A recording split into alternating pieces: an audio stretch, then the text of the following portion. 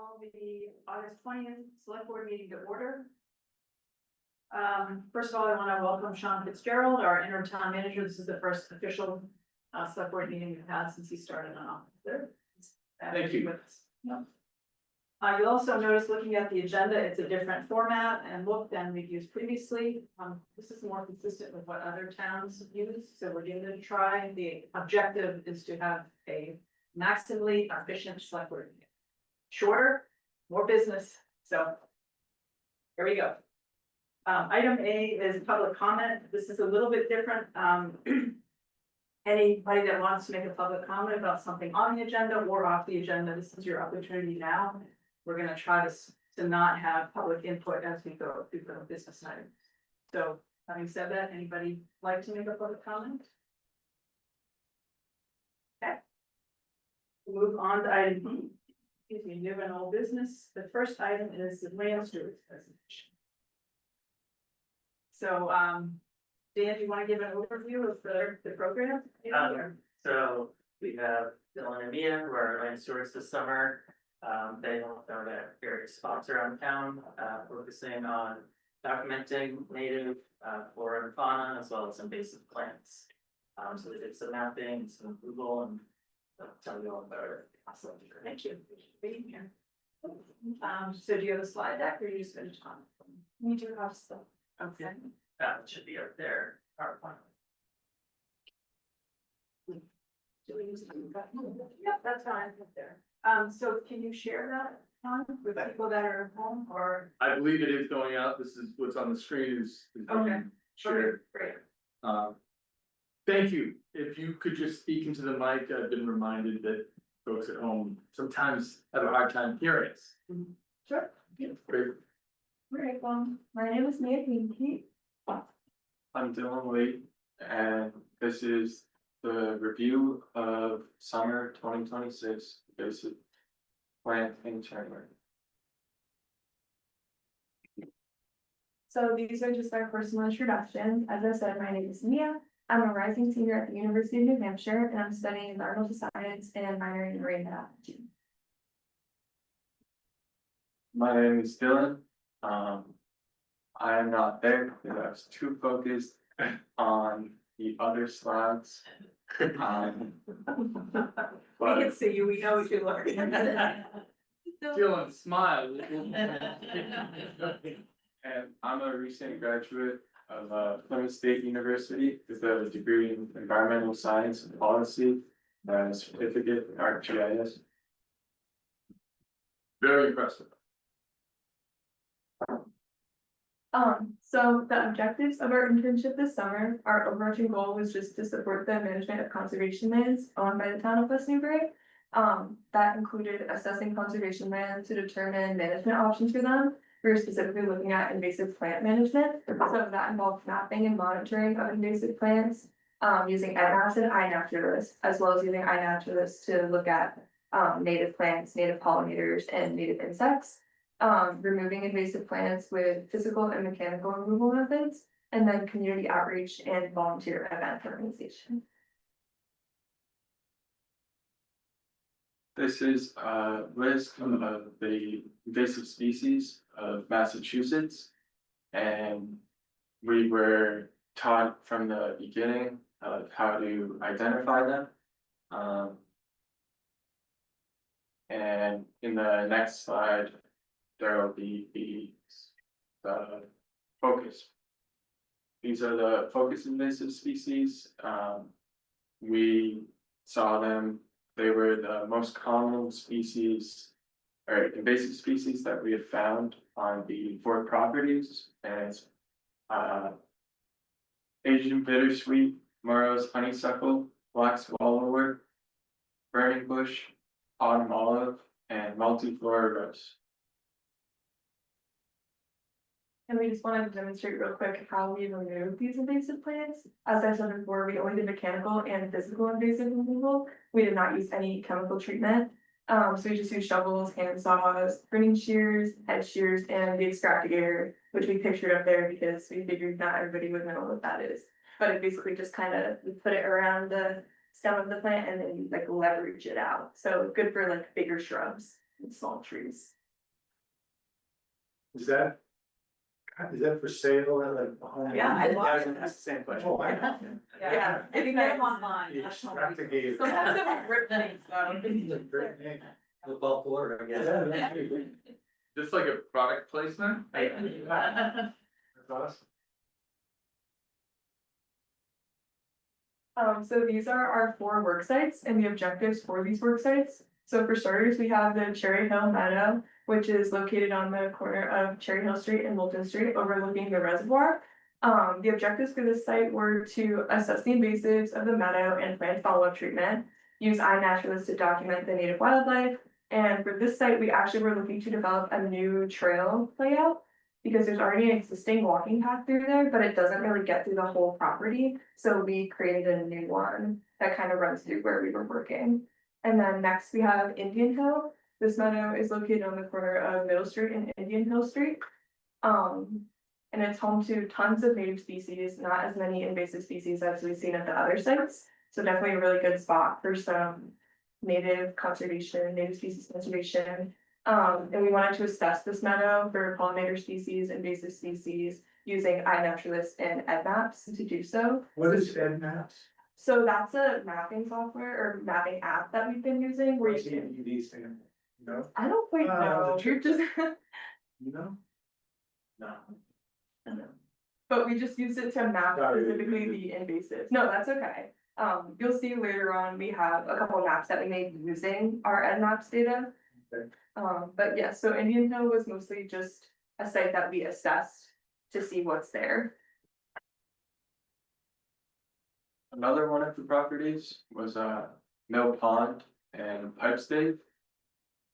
This is a recreational area commonly used for horseback riding, walking, fishing, and home to a large variety of native and invasive wildlife. The objectives for Mill Pond and Pipe State were to map invasive plants, particularly black swallowwort, document native and invasive species throughout the property, eradicate the invasive species, as well as develop a plan for a butterfly garden.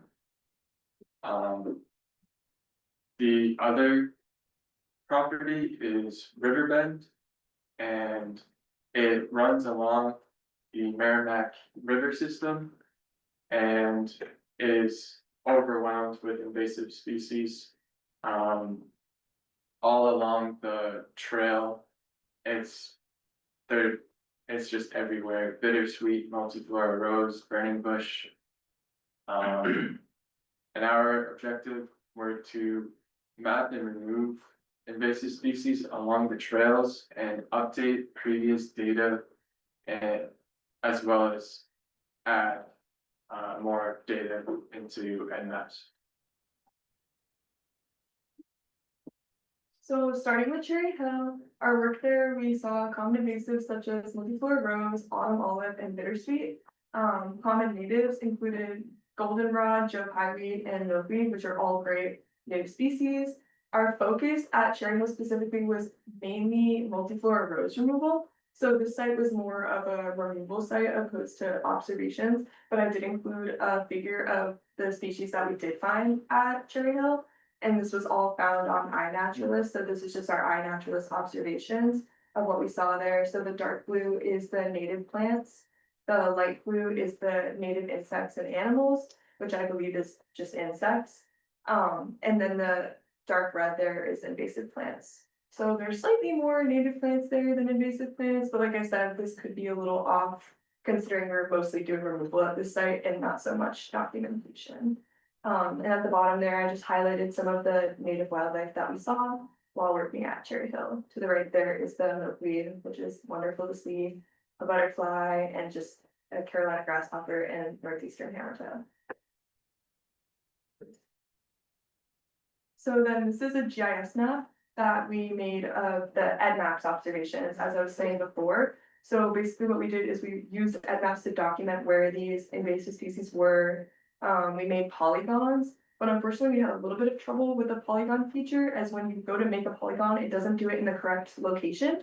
So we decided that the location of the species that we were looking at was more important than the space that it was taking up. So a lot of the pink dots up there are actually large polygons of multiflora rose that we've removed. But it just looks like not so much, but we removed most of the multiflora rose in that area that's covered there, so to the left of like the trees. We removed a ton of multiflora rose, also a few moros honeysuckle, a couple black swallowwort that we found. And just bittersweet, there were a couple patches of bittersweet in that area, but not too much, which is good. And this is just before and after pictures of Cherry Hill because there was so much multiflora rose. It's kind of hard to tell in these pictures because everything just looks green, but if you look closely at the pictures on the left there, the smaller plants with the compound leaves, the smaller leaves, they're kind of growing up between the tall stands of goldenrod, that's all multiflora rose. And then to the right, you can see that it's not there anymore, and it's mostly just the tall goldenrods growing, and in the background, you can see the flowers of Joe Pye Weaver. Which is just nice to see that a lot of it's gone and other things seem to be thriving. So then this is our suggested path addition for Cherry Hill. So the red path is the one that already exists and has been mowed for as long as I've been here.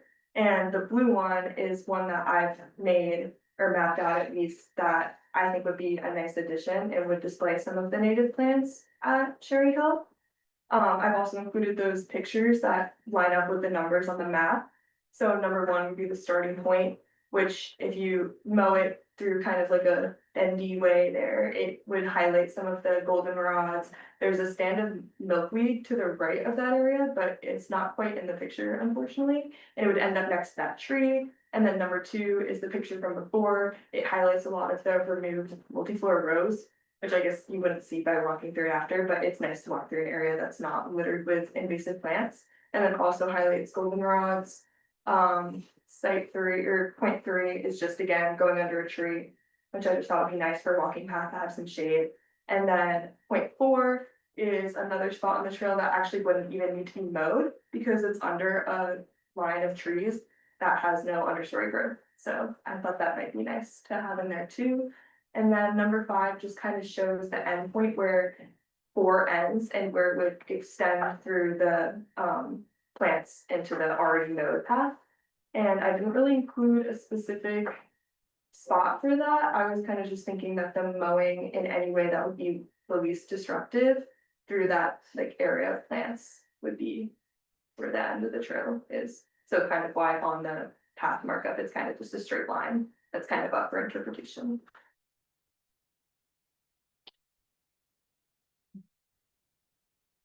So our management recommendations for Cherry Hill would be the chemical treatment of specific species, especially multiflora rose, because as I said, there was a ton of it there and we were not able to get all of it. And we also noticed that a lot of it has actually grown back. You know, like some of it looks like it's not doing very well, like it had grown and then been treated. And we saw on head maps that a lot of it was in spaces that it had previously been before. And there's just way too much of it to get with 2 people, unfortunately. And then same thing with autumn olive, it's very hard to get up using just the extractivator. It has a ton of roots in the ground there and it also spreads very badly in that hill. And as well as bittersweet, because bittersweet is just a very nasty invasive and it's also very hard to get up. You can't really get all the roots very well. We also recommend to mow the walking path strategically to avoid native plants. Feel free to get invasive plants, but also to make sure to treat them fully afterwards, because mowing doesn't kill them necessarily. Also to mow the trails as little as possible to prevent harming any native wildlife that's there. So the smallest trail you can make without it being too small would be great, just because there is a lot of wonderful native wildlife there. As well as the continued control of invasives year round. I think just trying to get these invasives up once a year isn't enough. Many of them that I cut down, many of them looking for were very small seedlings, or not seedlings, but little tiny plants that they just keep growing year round. You have to just stay on top of it as much as you can. So then our second site that we have on here, Indian Hill, was mostly assessment. The focus was to use iNaturalist to track what the species are, which ones are present, and mapping any of the invasives on EdMaps. So the common invasives included purple loosestrife, autumn olive, multiflora rose, and common buckthorn. The common native species included common self-heal, various goldenrod species, daisies, and ferns. And then we also pictured down there some of the native species and mentioned some of the other wildlife that we spotted at Indian Hill, which included various butterfly species, the most butterflies that I've seen out of any of the sites in the area, which is beautiful. Native pollinators, a snake that I found there. I also saw a coyote there when I was doing my work, which I thought was cool and worth noting, and lots of different species of grasshoppers. And then again, I have a similar pie chart over to the right, which actually includes a native fungi on it in the purple, as well as an invasive insect, which we actually looked into and saw it was the beetle that was introduced to eat purple loosestrife. So not so bad, it's doing something. And then we have the native insects, the invasive plants, and the native plants. And the native plants do seem to be outnumbering the invasive plants, which is a good thing, but there's still plenty of invasive plants for us to work on there. On the loosestrife, the beetle, you saw one, or There's multiple there, but I only tracked down Yeah, one just but because I already. driving through Newbury, I've noticed it's a lot more Oh. purple loosestrife kicking back up after many years ago when they brought those beetles in, so Mhm. it's good to hear the beetles are now. That's how environmental controls work, they go with cycles. Yeah, Yeah, so I don't They know, wipe out the host and then they die off and then they come back and host. yeah, so it'd be good to control the loosestrife because it goes rampant. oh yeah, we noticed that Mill Pond, actually, a lot of the purple loosestrifes seem to have been getting eaten by the Oh. beetles. And then again, I saw the beetles at Indian Hill, which is awesome, yeah.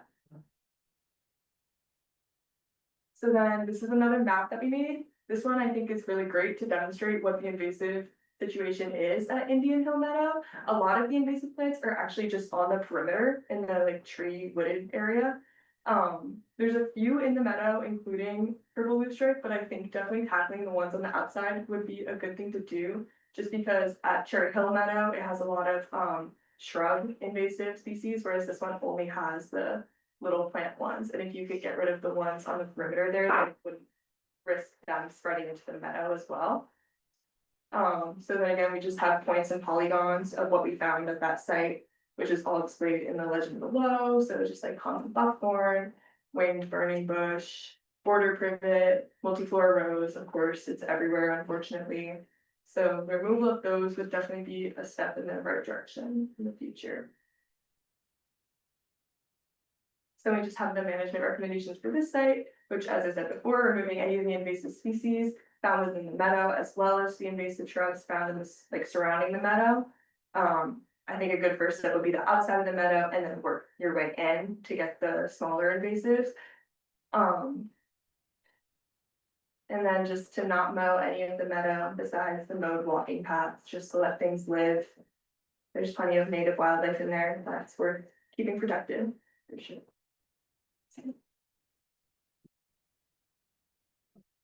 The next property is Mill Pond, the focus. We had 2 volunteer workdays to restore the butterfly garden. We documented a lot of native and invasive species using iNaturalist, and we also documented a lot of black swallowwort on Nmaps as well as some other invasives Nmaps. Some of the most common invasives are multiflora rose, bittersweet, black swallowwort, and Morrow's honeysuckle. Some of the common natives are milkweed, winterberry holly, box grape, black-eyed Susan, and ferns. As you can see on the chart, that there are a lot of native plants. But for the invasive plants, at least, we definitely mapped more out on Nmaps. And then there's one invasive fungi as that is like the pink one. And yeah. How do you distinguish an invasive on there? What identifies that? I'm honestly, When you just, with the phone? Yeah. Yeah, I Okay. go through this. is that, are we talking about like a small mushroom or something larger? What, you know what it was? I think got it them all was, over, it was just it was a small mushroom. Yeah, There is a possibility that somebody else documented it, because I have the observations open for anybody. So Oh. it could not have even been us if somebody was there and saw it. For those that don't know what iNatural is, can you explain that? Yeah. Yeah, it's a app that pretty much, you can. Well, get on your phone and use a camera to scan any plant, animal, fungi. And it will help ID the species, and give you information about it, as well as, you can document it. And like collect all the. Well, like there's a map that it's community based as well, so. You can see what other people have scanned and uploaded. And it's really good for like research and projects, because you have all this data of people just trying to figure out what kind of butterfly this is, or any other plant or animal. Great. That's great, Dylan. I think, folks that really wanna get a sense of what's out in all these fields, that software application is fascinating, and you can get a whole array of, all the flora and fauna and fungi, so. Yeah, if you don't have it on your phone, I've got the plant one, but. yeah, You should definitely. it's great. And it will, using your location services, or will it Yeah. identify where you are? Yes, you can also turn that off though, if you wanna keep it private. No, but if you wanted to upload it for what you saw this Yeah. species in this location. And it will go towards research too. Yeah. Research database.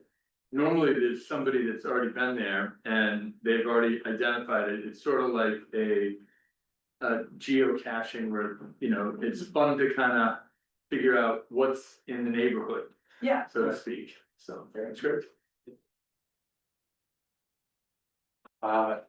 This is the map that we made for native and invasive plants in Mount Pond and Pipe State.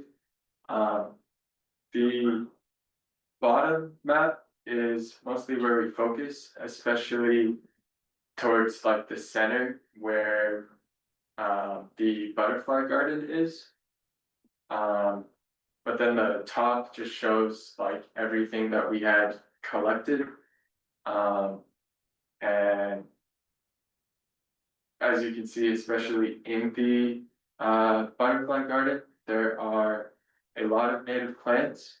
But there are definitely a decent amount of invasive plants. They're just kind of covered up by all of those points, unfortunately. And you can see that there's some black swallowwort kind of around,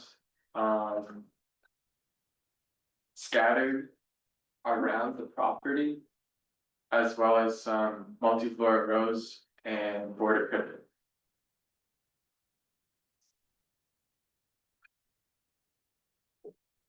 The management recommendations for Mill Pond is removal of all the black swallowwort with chemical treatment, because they spread very easily. And after the removal of unwanted plants, I would plan to plant more native pollinators in their place, so that they have a harder time growing back. As well as continue maintenance on the butterfly garden, such as sampling or removing saplings and invasive species from the garden. And the reason why we would be removing saplings from the garden is because we wanna keep it a garden and not a meadow, even though the saplings are native trees. Just keep it a butterfly garden. And another thing to consider is strategic mowing, for some of the parts of Mill Pond, considering the presence of vital native plants and wildlife, and timing the removal of mowing to get rid of, will help get rid of the invasive species, can be utilized very well if you get the timing right, as well as you want to keep in mind to conserve some of the area, especially the butterfly garden. Like not mow it, just keep it. Bill, is there a timing issue, strategy for when you remove an invasive? Because if it's gone to seed, does pulling it out spread the seeds? So is there, if for each species, is there a known best time to remove it physically? Or Dan, do you know that? Yeah, you definitely wanna get it before it goes to seed if you can, if it's already at seed, you kinda wanna bag it up or burn it. Yeah, I had to do that with a couple more honeysuckle that were removed, it had a ton of berries on it already, so I just bagged it. We also bagged black swallowwort because it's highly spreadable. So if we do it when there's seed, we can bag them, if it's not, we can just. Yes. Okay. Also mowing can spread. Yeah. invasives, of course, too, so that's another thing.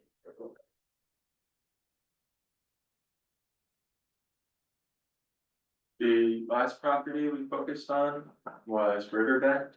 Our focus was mapping, revisiting, and removing invasive species. The most common invasive species were bittersweet, multiflora rose, black locust, and burning bush.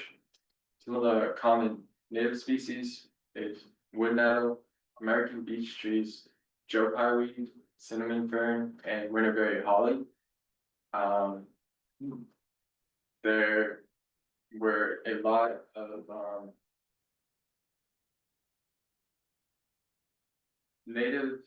native species that we captured on iNaturalist. We definitely again captured a lot more on EdMaps. Riverbend has so many invasive species all along the trail. And it's just overwhelming when you start to look around and see several bittersweet plants wrapping up around a tree, and their vines are like this big, just like strangling and climbing anything that they could find.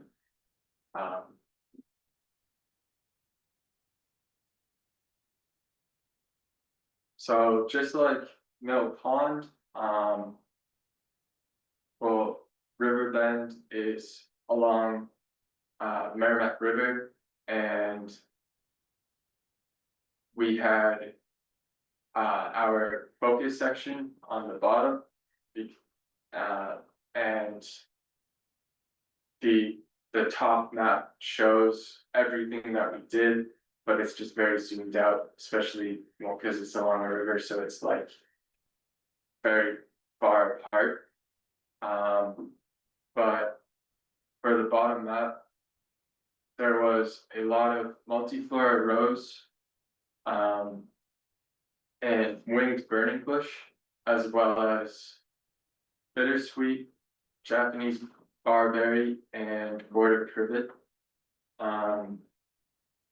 we. The place that we focused on was mostly around the start of the trail. We kind of tried to work our way down, but it's. I'd say that Riverbend has like the most invasive species by far. From my observations.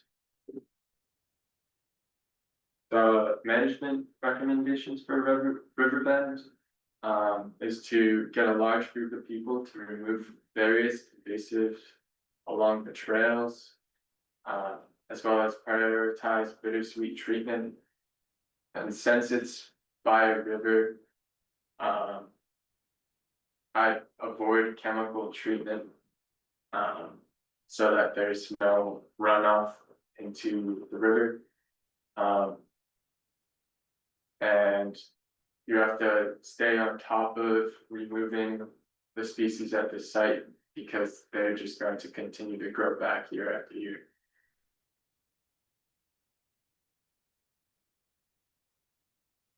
So our future recommendations for interns in the future, I guess, if we were to start the summer over again, these are some of the things that we would do to make our work just a little bit more efficient, I would say. I think we overall did a pretty good job, but in the future, I would maybe collect more data before doing any treatment. Do a walkthrough at every site first, make sure you're catching everything on iNaturalist, everything on EdMaps, just to determine what's there and what seems to be a problem, and also help tackle what can we eradicate, what invasive species are we able to get, and what invasive species might be better by getting chemically treated or removed by a group of people. This might also help plan volunteer days. If you go to a site and see that there's a ton of one certain species and you know that you're not able to get it all, that might be a good time to think, well, this is a site that we could have volunteer day at. Also to have a grid for data collection at each site, just because we feel that we might have maybe missed a couple straggler plants, especially at Cherry Hill. We removed so much multiflora that we kind of just lost sight of it. Like I would walk through every now and then and just see a small one in an area that I'd already gotten. Whereas if you have a grid and mark it out physically using transects, stakes or flags or just something like that, knowing that you cleared an area, then there's less concern with missing things, because if you miss one, it can spread. And then back to volunteer days, planning them early in the summer and having a specific focus like we did with the butterfly garden, but it would have been good to maybe think a little earlier on that. Perhaps, but I would definitely just say data collection first and then treatment later is a good rule to follow.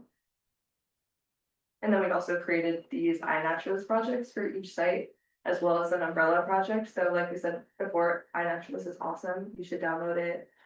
We have all these projects on there that have all of the observations that we made. So if you're curious, they're all up on there. And that's that. And then these are just our acknowledgements. We would like to thank all of you and Dan, Carol Decker, Nancy Powell, Patricia Reesier, and just the town of West Newbury community, as we had volunteers come to help us, and everybody would always ask us what we're doing and have genuine interest in what's going on. And it's just great to talk to people and be a part of your community for this summer. Well, Question from Chris? All right, Chris? First question, simple one, but you didn't, know there's an invasive Phragmites anywhere, but yet it's impinging in town a lot of places lately. Sure. Yes, we did see Phragmites when we were training with Carol, actually, but it just wasn't one of our focal species. When it comes in, it takes over, like I've got a little wetland and came in 2 years ago, came across from right next street across Main Street. Yeah, it's tripled in size in a year, just wiping out the wetlands. Yeah, it is strange, the invasive species list, a lot of species that are introduced and should be labeled as invasive aren't on the list yet. It's a kind of a process to get them on that list, so we kind of looked at the ones on the Mass Audubon list. But it didn't look like you saw it on the site you're on either. We didn't mark it, but we did see it at Mill Pond when we were training. In particular, we saw a little bit with Carol. Okay, another question, what'd you do with the removed material, other than the exception you talked about if it had seeds? So did you leave it on site, compost it, burn it? Remove it? Well, For a lot of them, we would just leave it on site. There are a couple instances, like at Cherry Hill, all of the multiflora rose that I had collected. I would just put over, a patch of goutweed, which is also invasive. And so to kind of like kill two birds with one stone, like, block the goutweed from getting any sun, hopefully kill off some of the goutweed. Last question is, you talked about the mechanical removal, but then most of your recommendations will come back and use chemicals. So are we wasting time with the mechanical removal? Would be more efficient to do, with the exception of River Bend chemical? No, I think it's just something that should be determined by the species and just the number of. Individual plants that are there. I would say multiflora rose is something that can be removed by hand, by using clippers, but there was just so much of it there. That it was very hard to make sure that it wouldn't grow back. And also just when you're removing things mechanically or physically, you just wanna make sure you get out all the roots. That's why I was like. Bittersweet, it's a plus. Oh yeah, bittersweet is impossible, and a lot of the plants too, like, I know Japanese knotweed has roots that run through the ground, and even if you get as much of it as you can, it can still grow back if there's a little bit. So for plants like that, you would probably want to chemically treat. And that just goes back to, like I said, just a further assessment of what can be treated mechanically and what should be treated with So chemical. then tying with that, not for you, but for Dan, didn't we have a contractor we were using on a regular basis to go after? Yeah, he did some work at the pond with the black soil work. Originally, that was gonna be part of their work, but we realized it was a lot bigger and widespread than we thought, so he did one round of spraying on that. We'll come back for a second one. Okay, so pass this continuing program, yeah. We also removed a bunch of Japanese knotweed that we found at Oak Pond as well. Well, And that- remember we were waiting on that, right, for the time to clear it, didn't the DPW go in and move stuff out of the way right at the entrance there? Yeah, we met Brian and he was doing that, and he was actually explaining to us why it should be treated with chemicals because of the root systems in the ground. So it's just a matter of which plants you're trying to get. But thank you, now, you guys done for the summer, you, This is our last day, I guess. thank you very much, I hope it worked out well for you guys as well. Yes, thank you. Thank you very much. All right, thank you, Dan.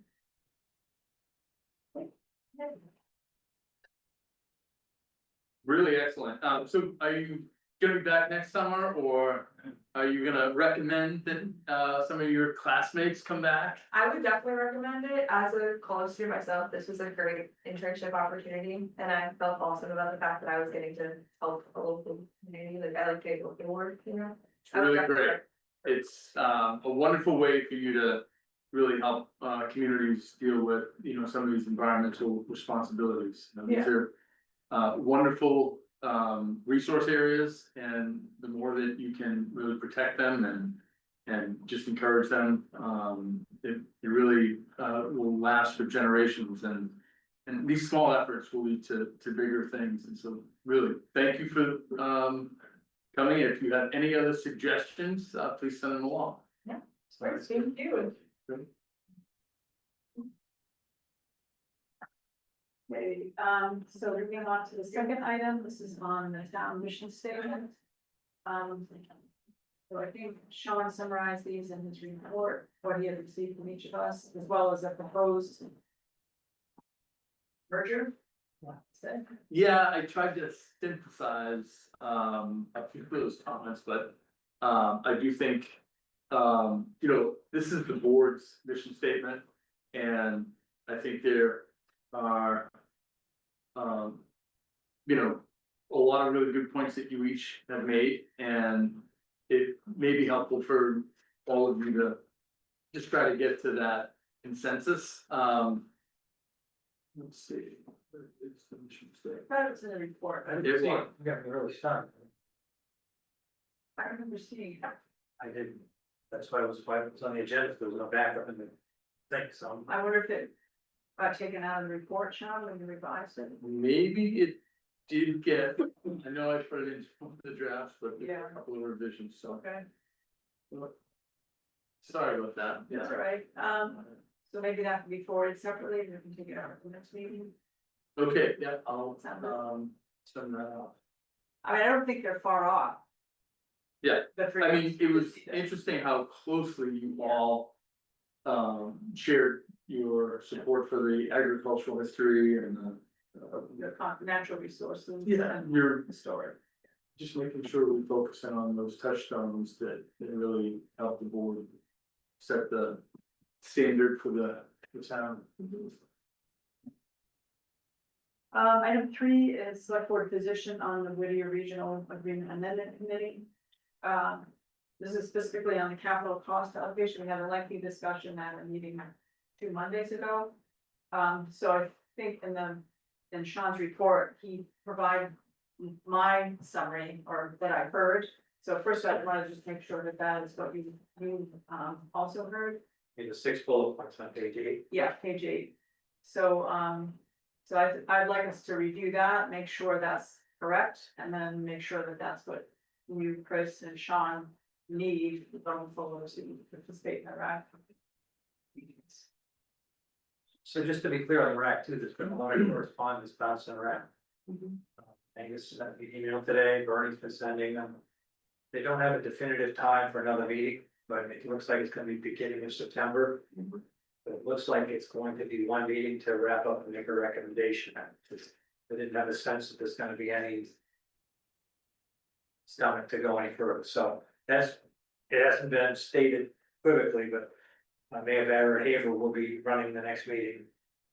And that's the general sense, so that would be very unfortunate, but. I still think we should decide as the board. Oh, I know, it just gives me the background, they're probably gonna go, you know. I've had a few opportunities to really just study the minutes of the meeting of the RAC and frankly, I feel as though, you know, there's a risk right now that trying to rush a decision of this magnitude is really gonna do more to fracture the region at a critical juncture. It makes sense to me that everybody take a deep breath and really understand a little bit more about the pressure and the pain points that each of the communities are facing financially and really think more carefully about where those opportunities for common ground exist. I do think, you know, it's clear, you know, every community is facing unique challenges, but there's a lot of common ground. I'm bolstered by, you know, the sense that there really is a spirit of support for the need. It just seems like if we rush too fast at this point, you know, you may risk losing some critical communities. And, you know, there's editorials in local papers, there's conditions, statements put out there about, you know, strong sentiments for one of two options. It's hard not to think there might not be a third out there, right, or four, fifth, Keep going. you know, and I don't really understand why the MSBA has determined that this has to be the horse that leads the cart. I feel like, you know, there's so much at stake. You know, this is the second time this project has been invited back into the MSBA. It is clearly an urgent need for the region.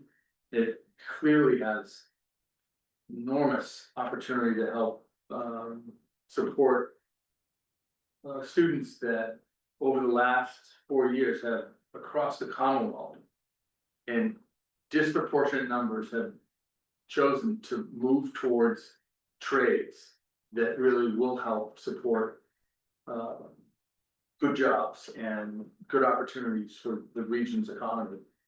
You know, it really is troubling that we're moving to go over an agreement, but we're sitting on millions of dollars that would go towards a feasibility study that would help us determine the actual cost and the feasibility of a future project that might site the high school on the campus of the largest educational institution in the region. And that's the that's the most important task that should be advanced at this point.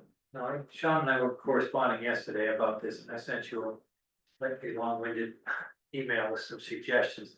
And I didn't send it to Barry and Wendy because they can't hold the meeting, so can you share that with them? Because Absolutely. one of my concerns is the timeline of this. Both the feasibility study and the amendment to the agreement would have to be completed by June of next year. Even if this committee had a resolution today, by the time it goes to the school committee and then to all the towns to vote, I don't think you have enough time.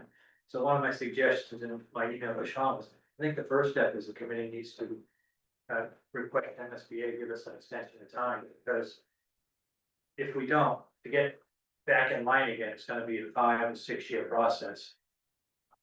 We're very fortunate to get back in line after the failed vote, we have to hold that slot open. That's just one of 4 or 5 things I mentioned in the email that I think we need to discuss. Would it make sense to add a 7th bullet here Yeah. that would effectively advocate that, you know, we reach out to the MSBA and just ask them to waive this time consideration and perhaps remove it, and perhaps even add another bullet that suggests that the school district move forthwith in the development of the feasibility study, because this is a critical component to the MSBA process, and it will help determine the most practical project for consideration by the MSBA, and you'll have cost estimates that we can then use in discussions with our state officials that would help, predicate the role of the state when it comes to, their financial support for a project of this magnitude. So this list was, I think, originally intended, so when I attend the next meeting, I have clear direction from this board. But it sounds like it might be something we put out to express West Newbury's opinion to the board itself, so there's just no gray area. So if we're gonna do that, Well, so those points, did I capture what we discussed? Barry, I know you'll have comments. Yeah, well, that's what I'm thinking, it's not precisely how I want us to present it. Okay, well, so, So, here, unless you all set with your. you go ahead and help them. So. I really like what Sean has introduced of the concept of reaching out to elected officials and state agencies to try to get them aware of the impasse we're at.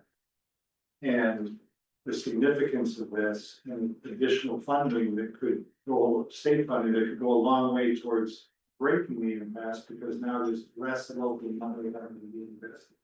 So that's number 6 on this list. I'd like to move that up near the top, sure.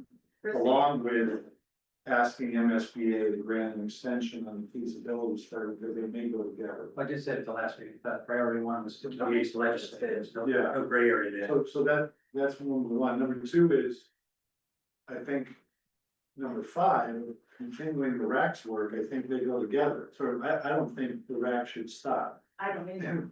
with one more meeting. And so I think if there's, Chris, I'm curious, when you just said you heard or you thought of the scheduling for a meeting, and if there's a move to make And it. correspond to everybody saying, one more meeting to wrap up a recommendation for the school committee. And don't forget, this, Who's, is that more than just Rowley and Baker? yeah, No, it's not rally at all. there's more than one person, but Yeah. another community. But not a majority. Well, I haven't kept a tally, it's Yeah. emails pinging all over. So it's I want to assume for discussion that we're very strongly in favor of the RAC continuing to have the discussion. And then I would put 1 and 4 together. Well, 1, 3, and 4, I don't. We should think about what model we want to stand behind. So I'm sort of the opposition to the 50-50. In my view of it is, until there's been a full review of other options. So we're not just opposed to it, just, without any other discussion I know I'm very strongly in favor of 37, meaning 30% something else besides actual enrollment, and 70 being enrollment. And having watched the April City Council's meeting where the mayor said that she essentially, I'm paraphrasing, but that she was opposed to anything other than the current model as a starting point, you know.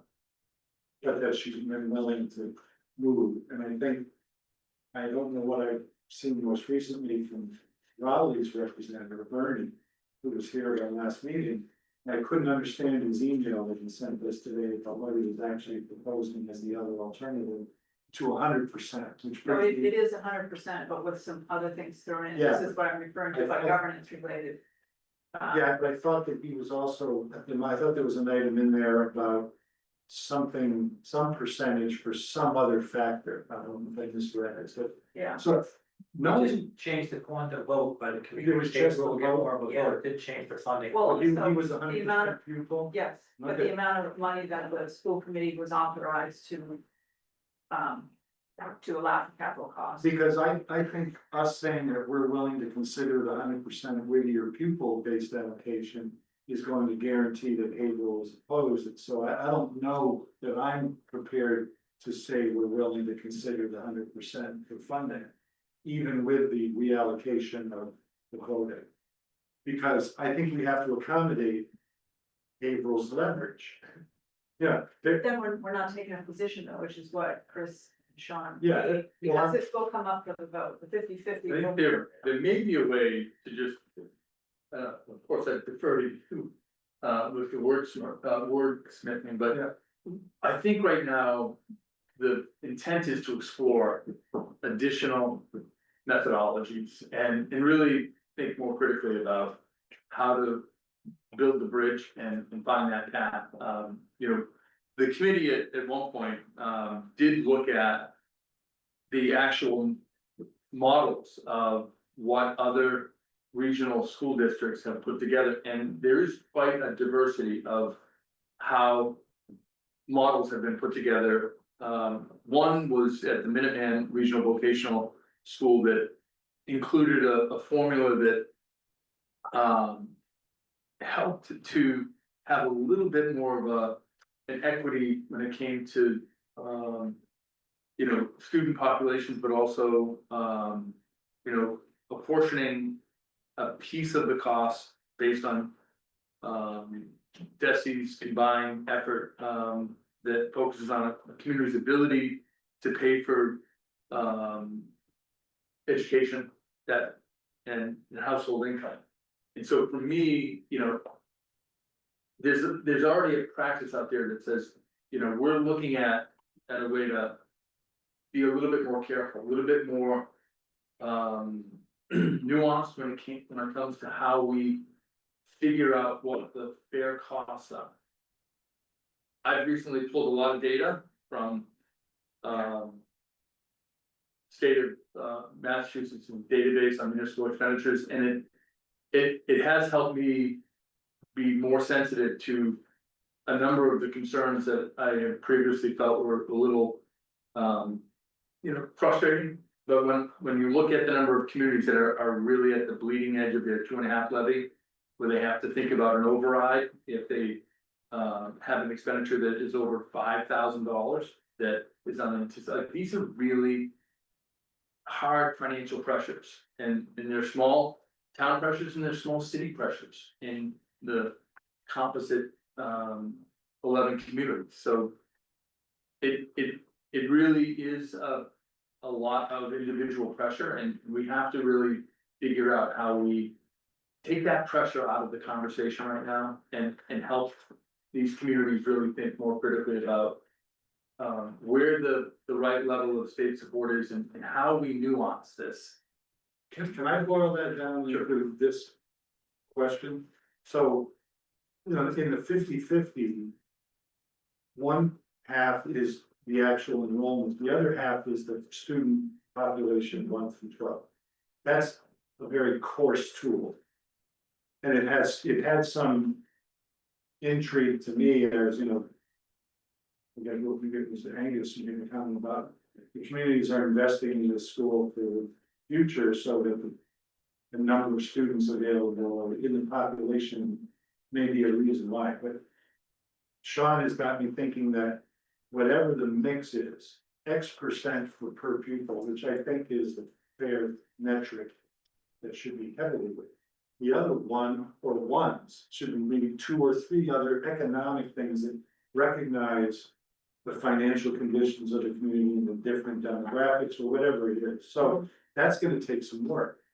So back to the language, I wanna be friendly to Haverhill and not put a finger in their eye, and so being opposed to the concept of holding harmless, I'd rather frame that as we recognize what they're driving at and the leverage they have in the current arrangement, but that we'd like to find a way to balance the equities for all the communities, blah, blah, blah, right? So that something about, rather than eliminating the, and I think the term hold harmless confuses everybody, so I'm very happy to say we think that term should be in there. In fact, I think either your conversation with Neil Harrington or his comments at the city council table, where that's not meant to mean anything other than Haverhill has some leverage and they'd like to not have their costs driven up by the a much larger number on the actual But can people. I just challenge, Sure. why do you think Haverhill has leverage? They're one vote,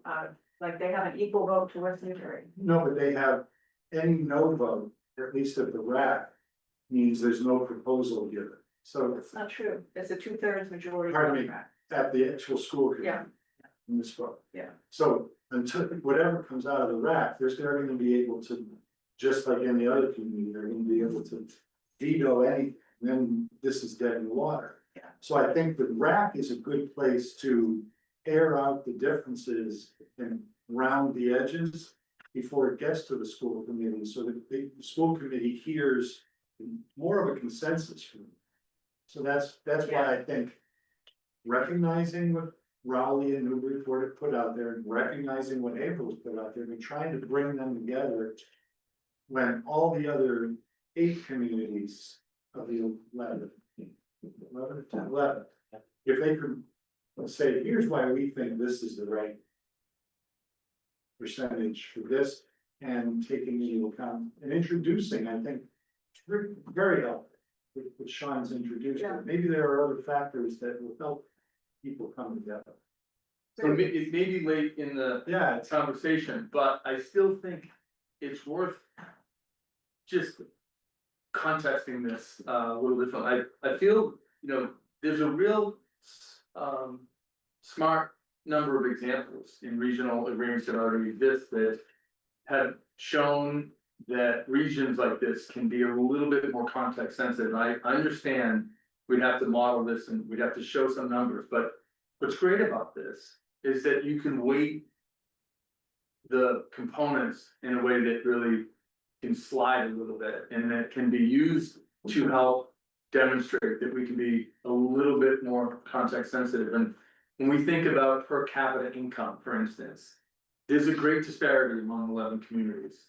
There's a big disparity in terms of just equalized valuation, the wealth of all the properties. The state equalizes property values across the Commonwealth, for the most important responsibility of how we set taxes, locally.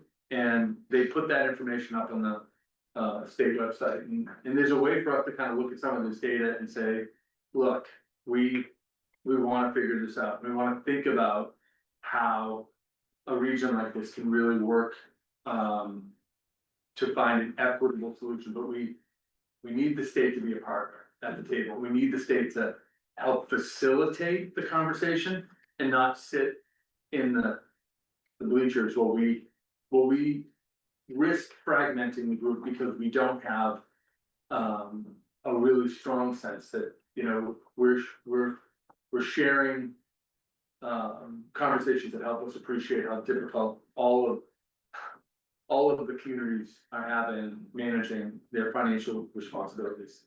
These are tough jobs, and they become more frustrating when there's a fear that some extraordinary costs are gonna be shifted and placed on any one of the communities in a way that destabilizes all of the other very delicate financial priorities that they have.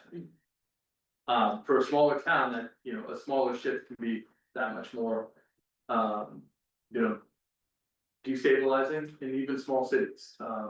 You know, these are big dollars and the project costs are significant. And when you look at how many communities are at their levy capacity, it's not unreasonable for me to think some would be very, very anxious and very, very concerned about it. Yeah, it's no surprise that there's an impact, because for folks who don't know, and I learned obviously that this school was built with all state money in 1967, and regional agreement was a unanimous vote to change anything, and it was because everybody was fine with that, because it hadn't cost them a nickel. Now, it's clear how difficult it is to reset this, but that's why it needs this work, so. Chris, what's your opinion or perspective, having been on the rack Yeah. for 2.5 years? Just shut it down about 300 notes. I'm jaded because it's been 2.5 years. That doesn't mean I'm giving up at all, because we gotta find a solution to it, whatever it is. It does feel like a lot of the communities have given up after the last meeting. One thing I didn't want to forget on the list, I think we have to put in, or how it's gonna get formatted. I think it's critical that the Whittier School Committee continue forward aggressively with the feasibility study. Yeah. To do it incrementally, if they wanna fund it in small pieces in case we don't get an agreement. That doesn't show good faith to the MSBA, so if you can ask the MSBA for further time, I think you better be driving full board at the feasibility study and commit the funds. And that's would hopefully force either the RAC or the school committee to come up with a resolution on the agreement. I don't know if that'll happen. One thing that sort of intertwined with Barry and Sean, both 1967 funded by the state, so Haverhill has had a very favorable funding formula for the past almost 60 years. They don't want to give that up, but the other communities are saying, well, why should we keep paying? They've had the free ride for that long. And so what's gonna happen is, if there's any reallocation of funds to benefit one community, another community is gonna feel the pain. And everybody on every one of these options we've looked at gets very personal. They looked at the financial analysis of what it costs your town. They have blinders on, they don't look at the other towns, it's like, well, I can't support that, and that's the hard stop we're up against. And even harder stop is the unanimous vote, so April's got a vote, but it's no bigger than our vote at that table, so April can stop it. And the smallest town in the district, what are they, 63,000, what 4,000? The votes are equal on coming to resolution on this, so. You know, April is gonna have to bend at some point. So. You know, Granted, but there's the countervailing part of that is it's not a bad thing if the communities can reach agreement to support the fact that most of the students go to Haverhill and all of the communities benefit from those students having the trades and skills that serve the broader community. So that's why I think that I like the discussion we've had. I found it to be fairly balanced compared to what I read in the minutes. So I think I'll add the comment that says we want to facilitate a stronger regional dialogue with the lead this project forward. I think we should step up as with these points to say, we need to stay at this. And everybody knows that everybody's gonna look at their own number, but we all have to, every community is gonna have to bite their tongue a little bit and hold their nose and take a hit here or there to make it happen, because this happened. Sean has said it to me on the phone a couple of times.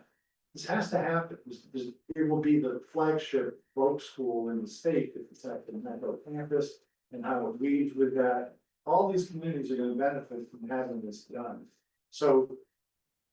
And hearing what the mayor said and the city council and sort of there's movement. And Neil Harrington's proposal facilitated a little more movement. I think we gotta encourage that. so at one point though, Even if you've been at it a long time, I Well- get that. I feel like the It's lock working. is breaking a little. Yeah. So, Yeah. but West Newbury is the most fortunate community in the district because we can absorb this cost. Some of these other towns, if this were to pass at the 50-50, it is gonna break their budgets. And they're gonna have to cut municipal services to fund a school, and they're only sending a very small number of kids to. So that's, I fully expect West Newbury would and could pay a slightly higher proportion. But acknowledging those communities' hardships in that regard is all the reason for keeping this going while we pursue the elected officials and the agencies for more money. Yeah, we totally agree, but I was at that last meeting, everybody else is done. They don't want to do this anymore, so I appreciate all this enthusiasm, if we can, energize the rack again. I You think can it's show up at great. the next meeting too. I'd be happy to, Yeah, I mean, you No, we need a haven't, solution. you haven't been to one yet? I have not. I mean, when I'd they like hear that. from him, 2 weeks when you met with Neil, were you discussing some of these things? I did. I actually- What was his reaction? His reaction was good. He really, Neil is, he's a former mayor and, he's got wisdom. And he's been through this for, a few decades. So pardon me, if he were to say to these other communities who are at the end of, I'm done with it, let's stay at it, he may be able to sway them. Cause has swayed them towards. Maybe, I think, What do you, depend on what you think? after the meeting today, I do plan to reach out to a number of the representatives of the region and just get a sense of where the capacity is to have a few more careful conversations. I don't wanna presume that, look, there is a capacity to spend more time. It sounds like folks are exasperated. It doesn't sound like people are really open to be, more pliable.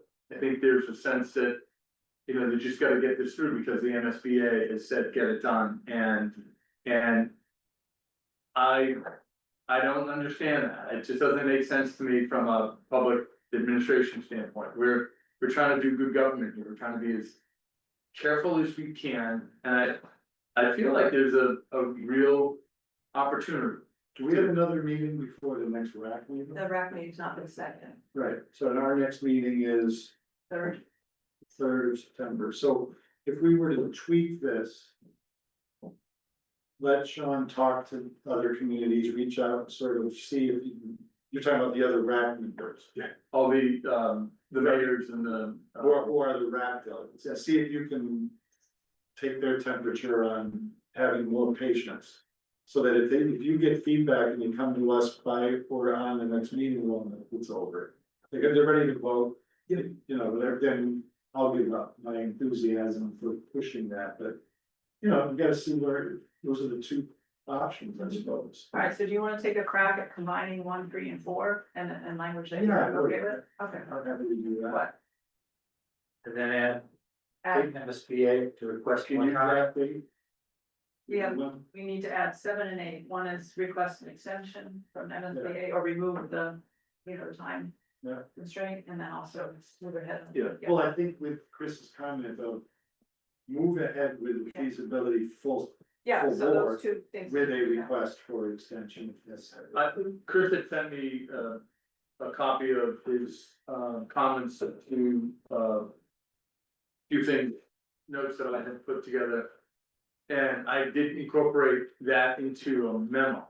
So, I'll send that off too, and I think, these can be bulleted into the memo. And perhaps it can be at least an agenda item for the next RAC meeting, and.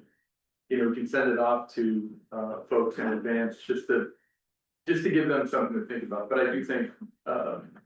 Building a few relationships here and just getting some information over the next week will be instructive.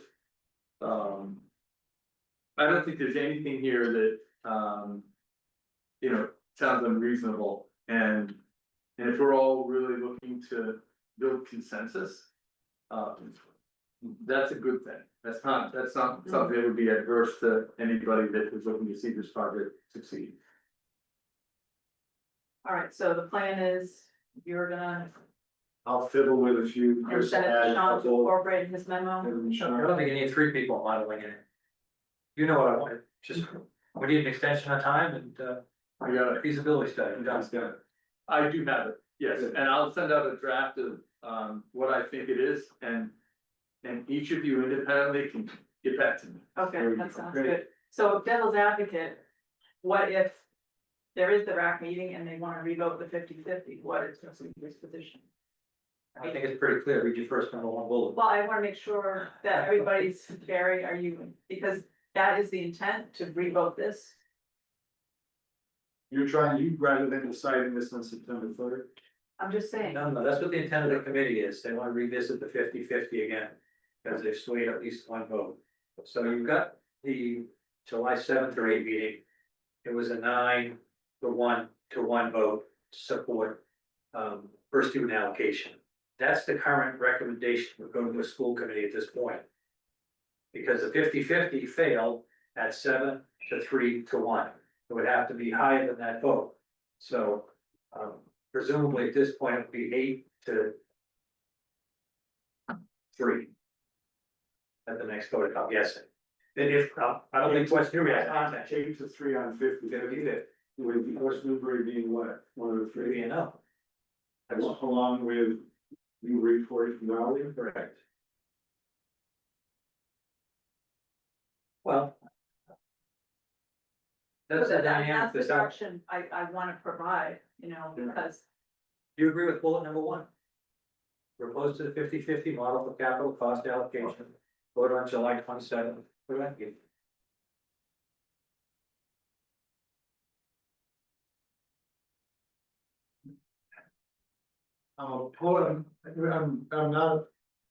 I'm opposed to the 50-50 only because I'm also opposed to the 100% pupil.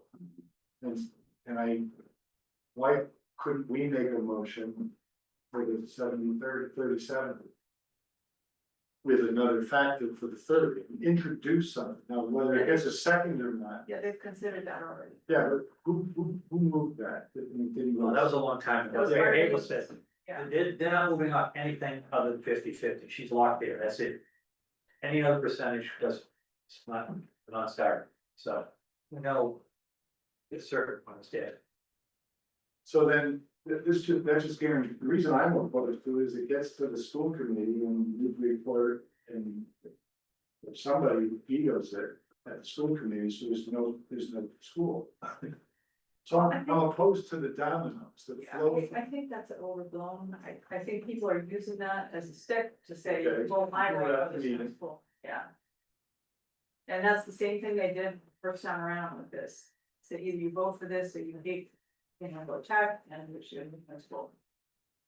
So then what are we instructing, if you will, Kevin Lowe, who's our representative on the school committee, I don't remember exactly where he was on 50-50.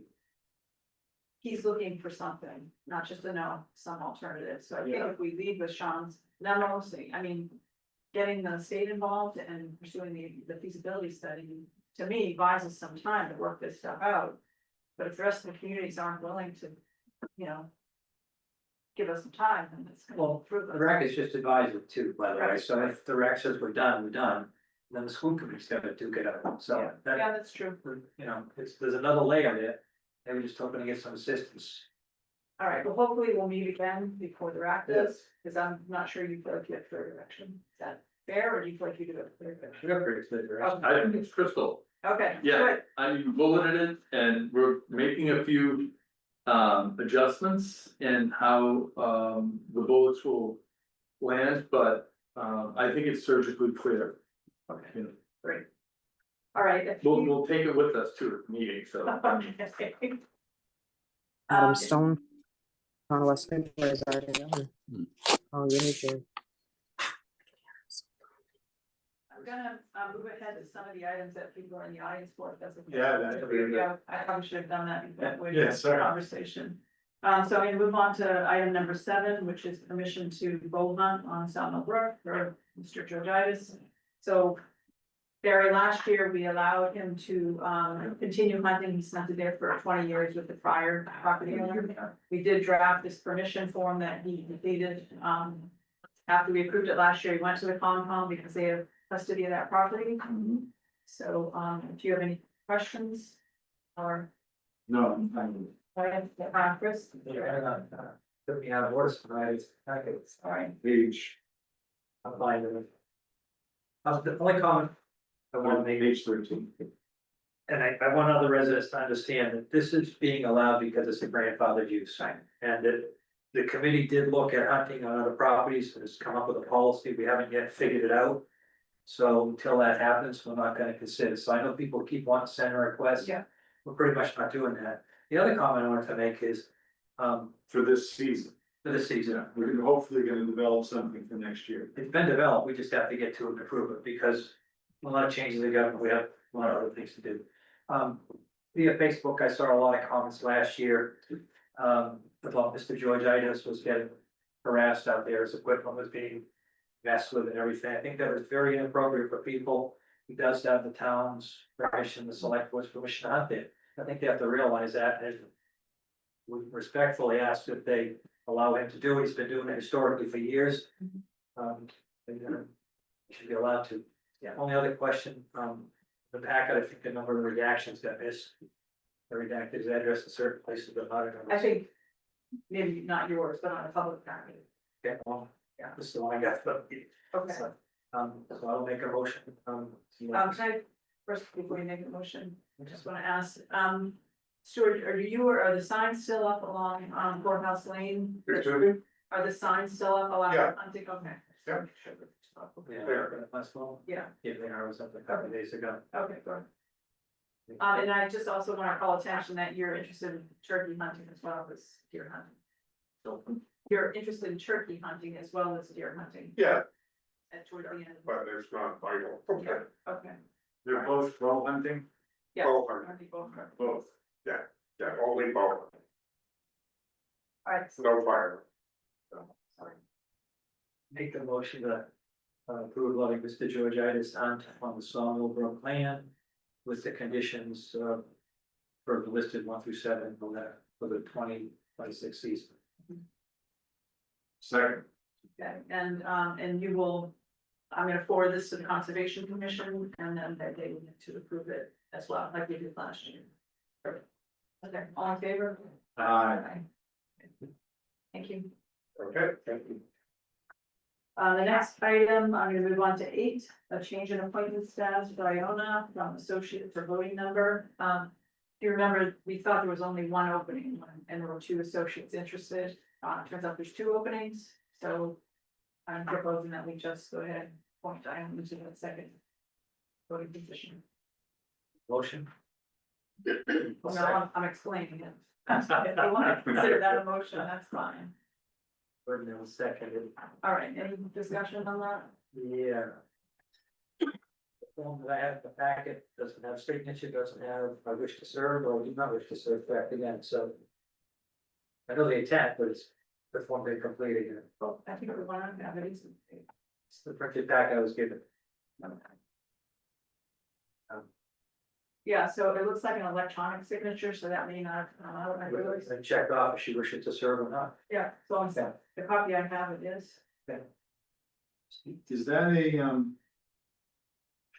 like an electronic PDF that people can fill out? Maybe Is that a that's what- fillable form?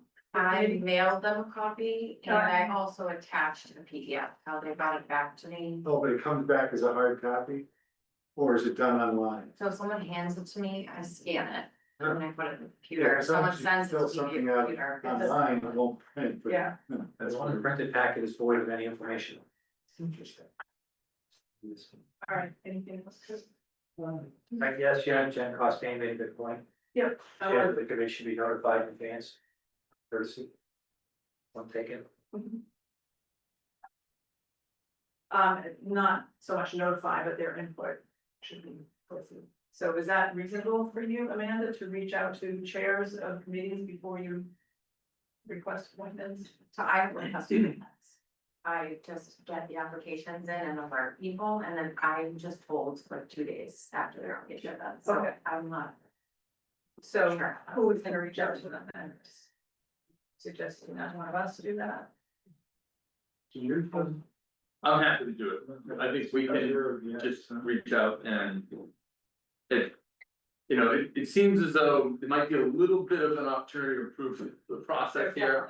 And, in my previous positions, you know, we've spent time interviewing and just having a conversation with individuals who want to serve on committees. I've been asked by boards to, you know, just make sure that, you know, we have individuals that are ready to serve and we can help perfect the application, invite them to the meeting, be interviewed by the board if that's a protocol that you'd like to establish. Yeah, we do that. Maybe we can have assigned liaisons, and how they're doing that, be the person who's in with the job. Yeah, typically, you know, sometimes committee chairs would be invited in to, you know, have a conversation with the candidates and make a recommendation. But certainly, you know, it might be a way to help streamline this. Okay, good. All right, all in favor? Aye. All right, and then the next item is council on aging appointments, so we have 2 openings or three openings, and There were 4 applicants, apparently one of them was withdrawn earlier, Rebecca. oh, okay, which one is it, John?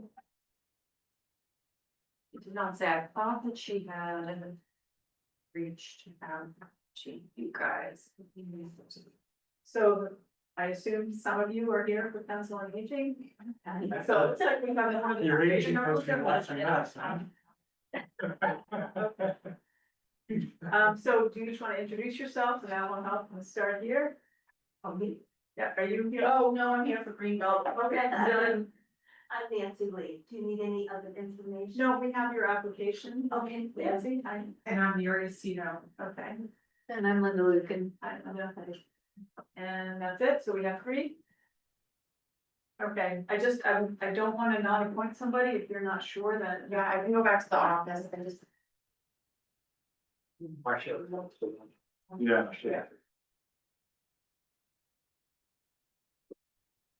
So can we discuss it? We could point her, and then if she said, oh, I didn't mean to be, right? Right. We wrote it. Right, so. Council on Aging has 11 members since. I don't, that's not statutory, is it, Sean? Do you know? I don't know, I'll have to look into I that. just come in and see. I know, it's crazy. Looking on the webpage, it doesn't list who's the chair, listed the vice chair, but I couldn't see any chair listed self-governing. You know, I think make the committee as big as you can. But that's it, I just wanna say, last time, I think it was probably a year and a half ago, and we had the same situation with a couple of positions and 3, and Nancy Lee was in, so. No matter what happens, she's gonna be my vote tonight. I think, your qualification is still perfect. Well, Yeah, and so- plus, I have to say this on behalf of Sonia. She has been lobbying to get an in-person Shine counselor since the day she arrived. You had one, you still have a Shine counselor, but since COVID, he refuses to come in. So she went to my director and she also said, I just need someone here. So I'm on loan from Shine to be your Shine counselor while I have to tend to my home in Newbury before. So I'm pleased to be your in-person Shine counselor. But you are a resident here. I am indeed. Okay. Any other questions, Chris? No, that's generally, you have to find that if Marcia's in or out. Yeah. Let's see.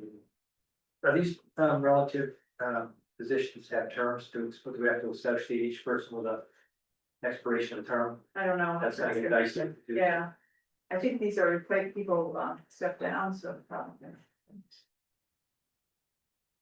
What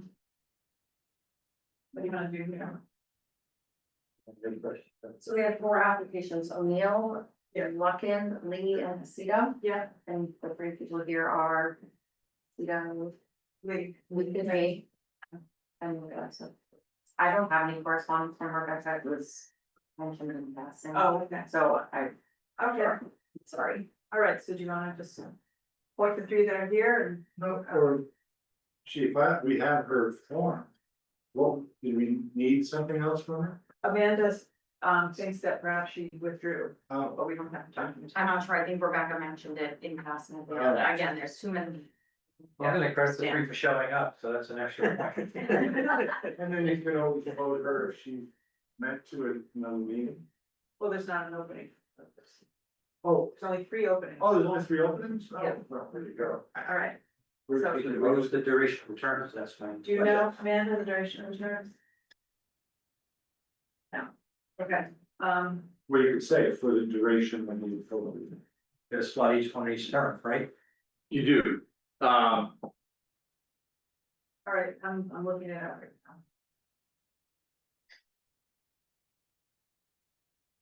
But we should really be knowing what person's replacing what seat, I don't think that was planned or discussed Yeah. before tonight. You know who the vacant seats, there's nothing listed on the town website, it just says vacant, there's no time. Yeah, I was, so we'll put a spreadsheet together with all the positions, with all of the appointment dates and, I have a database for that. all right, I have great. that. All right, so can we appoint the three people that are here, terms to be, Terms to be slotted in, yeah, is that your motion? make that motion. All right, Second. all right, all in favor? Aye. Aye. Sorry, this was so. Thank you for developing the ball. Congratulations. Thank you all for coming, we appreciate your service to the council, great organization, okay, great.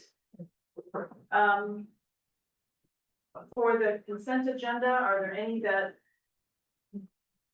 we wanna, the grant ones, I'm not comfortable leaving on because they have no information on, them. Is that fair? Can we pull those off and then approve the rest so that they're in the Greenbelt representative and. So we have Greenbelt, select board minutes, and the warrant. State primary, and number 9, reappointment of Jennifer Monson to the historical commission. It's fine, she's here. Yeah, so that, I just had a minor correction to the minutes, but Sean said, a ministerial change you can do. That's, I wasn't at the meeting, but it said Chris Weil, the official representative direct, I'm the associate, thanks. So with that clarification, Yeah, we'll make that, pull the grants, I'm good with everything else, is okay, consent. very good. Yes. All right, Chris, you make a motion? Make a motion to approve the consent agenda, accepting of the grants which will be removed to discuss separately. Numbers 4 through 8. Friendly agenda. Perfect. That was friendly. Aaron, you second that? So 4 through 8 are the ones that are coming up. Yeah. Yeah, second. All right, all in favor? Aye. Okay, thank you, sorry for the wait. Thank you very much. All right, you're all set, Jennifer, thank you for being here. I'm all set. You are, all Yeah. set. Thank you. Thank you very much. We would get run out of town if we didn't raise points, I know this. Thank you very much, I appreciate it. You're welcome. Thank you. All right. So let's go back to the, new and old business employee longevity schedule. So Sean, you wanna set this? sure, I just, in my first, couple of weeks in town, I've had a chance to really just review some of the personnel policies and collective bargaining contracts, and it became clear to me that, there was an opportunity to try to help ensure there was some equity across, staff. Right now, the town affords a longevity schedule for the police department, the dispatch, and DPW collective bargaining contracts. We have a number of employees that work here at town hall and non-union positions that certainly, I believe are absolutely valuable to operations, and it's another way that I think we can help ensure, we retain talented professionals that have institutional knowledge. It's a way that, really helps employees feel as though, they can, over time, really receive a benefit that ensure that they feel that they matter. And my thought that, if the board was interested, I'd be happy to develop a framework of a longevity schedule that I think would be prudent. But, certainly something that you could incorporate into your personnel plan, depending on whether or not you think it really helps to support some of the goals. And I think some of the goals are really, just thinking about, inspiring your workforce and making sure that they know. We do think about them often. We think about their contributions to the town and, you know, when we can act and when we can, you know, make changes that really help support, you know, a reasonable, level of remuneration that rewards their time and service. I think that would go a long way in I think improving, the culture. I think there are other recommendations, frankly, for the personnel plan and for performance, management and overall, you know, goals of the workforce that I think we can talk about, but I think if you start with doing some of these good things, I think you'll find, and Esprit de Corps will continue to really help celebrate a lot of the work that you have in town. Okay. Let me just one quick comment, and I appreciate this kind of process. Back on March 27th, the select board, which at the time consisted of just Wendy and myself, had a meeting to refine the budget before it went back to FinCom and town meeting. And we had to slot a lot of things in to make it work. We took a lot of hate for it, but that's the way it goes. At that same meeting, Wendy said the exact same thing. She said a way to appreciate and accommodate the employees, in essence, another pay raise would be to come up with a longevity schedule. It's something we've been planning to get to. I just want to give Wendy credit for it, but thank you for following through on it. And again, people might have missed that with all the other static at the time. My other comment, there'd been a draft floated about, we took a time out on it. I think it'd be best if each of us could come to you with what we think would be appropriate, you could put it together. Sure. And I'm gonna make one curiosity, I'll dance around it pretty carefully.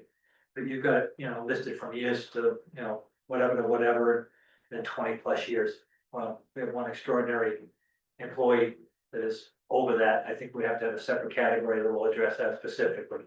I like, when you can improve upon some of these things. This is your, personnel, policy, and these are appropriately determined by the board. My job as a town manager, town administrator, you know, is to try to help you with that, and frankly, before I was even offered this position, you know, I heard, you know, some of these conversations, from the board, and certainly before I started, I had several conversations with the chair about, you know, her concern about the workforce and some of the things that I think you are intending to accomplish. So, I do appreciate your leadership on this front, and frankly, my job is to try to mirror, you know, what I think you're trying to accomplish and provide you with recommendations that will help you get there. So do you want to discuss any of the parameters or just, like the number of categories, 1 to 5, 5 to, you know, 6 to 10, or do we leave it up to Sean? Is this in the package? No. He sent a draft a while ago, decided not to put it in the package so we could have time to look at it and digest. I would suggest that we each take a look. I mean, you got 1, 2, 3, 4, 5 categories. I just proposed, I think there would be a 6th for anybody who works that extraordinary amount of Are time. we trying to work on this now? Not yet, no. I would try to give Sean some direction, so. Yeah. If you have any I direction. probably do, I may have spoken with him about it, but Yeah. I don't recall what they are at the moment. I think if we get to him individually, to send him your thoughts, I'm sure he'll compile to a satisfactory It's pretty good. proposal for the next meeting. Yeah. I mean, I view this not so much as trying to keep people here, but recognizing people. Thank you for the work, yeah. Okay. All Okay. right, yeah, could you mention it? All right. Alright, so each of us are gonna provide feedback on. Okay, sounds good. The next 2 to 3 days? For the next meeting. Well, he needs time to come up with something, so how about by next Wednesday? Is that enough? I think, you know, I actually think Oh, tomorrow morning by 8. the sooner you can meet with me, the sooner I can roll it right out. That said, thank you. I think this is, I think this will go a long way in putting some wind in some sails. Okay, and your intent is to make this retroactive to July 1? That's right. Guys, both good with that? I think I'll have a different recommendation if this is something that you wanna roll into the personnel plan. I think there are some interesting strategies for how that can work in a personnel plan. And just a general question, this would be paid out at the end of whatever year they're being credited for. That's right. Rather than prorated or. That's right. At the end, yeah, yes, I thought that earlier, yeah, this too. Okay, great. Madam Yes, Chair, yes. so having bumped things off of the consent agenda, is there any way we can get to the items that the grant things that the chief is here for, so that he can. Are you? Involved too. You're here specifically for the grant. Yeah, he's been patient, but. you know, Okay, sure. I mean, I'll this- just defer to Bob. Yeah. Bob wants to hang out. Yeah. Nobody wants to hang around here. Be honest. All right, so I also see Water's iPads on, so that must be Mark. All right, so let's start with number 4. Municipal and tribal technical assistance grant program. So for me, it'd be helpful to know the dollar amount. I think one thing we've talked about is this policy that the select board has to approve grants. It shouldn't be like a small dollar grant, so perhaps we can modify our policy to say any grant. I don't know, greater than 10,000 or whatever needs coming for the board, and the rest just allow the town manager to decide. That's something for another meeting, but I want to put that up. I'd be interested in what Sean thinks would be the net, The number, right what the number. threshold would be. I know he and I spoke briefly about the concept that there's the grants that require the town to do something or a state, and then there are just these, so I'll call them gift grants. Right, But There's then if there's also- a dollar number element in that as well, I think that's a good idea. yeah. There's also hidden costs though, grant management and reporting and. Yeah, right.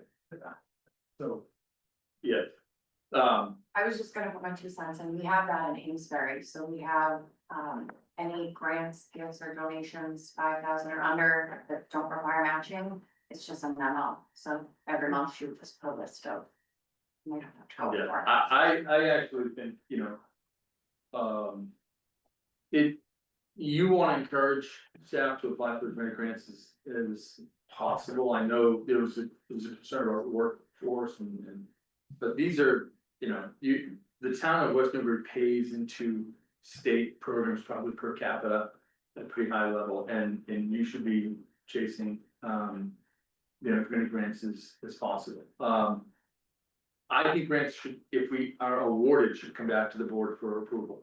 That's really when the board should actually, get into a conversation about how much will this cost? How much, bandwidth do we have in terms of staff? Are we able to hire consultants? Are there other ways that we can meet the timeline for the performance of the grant?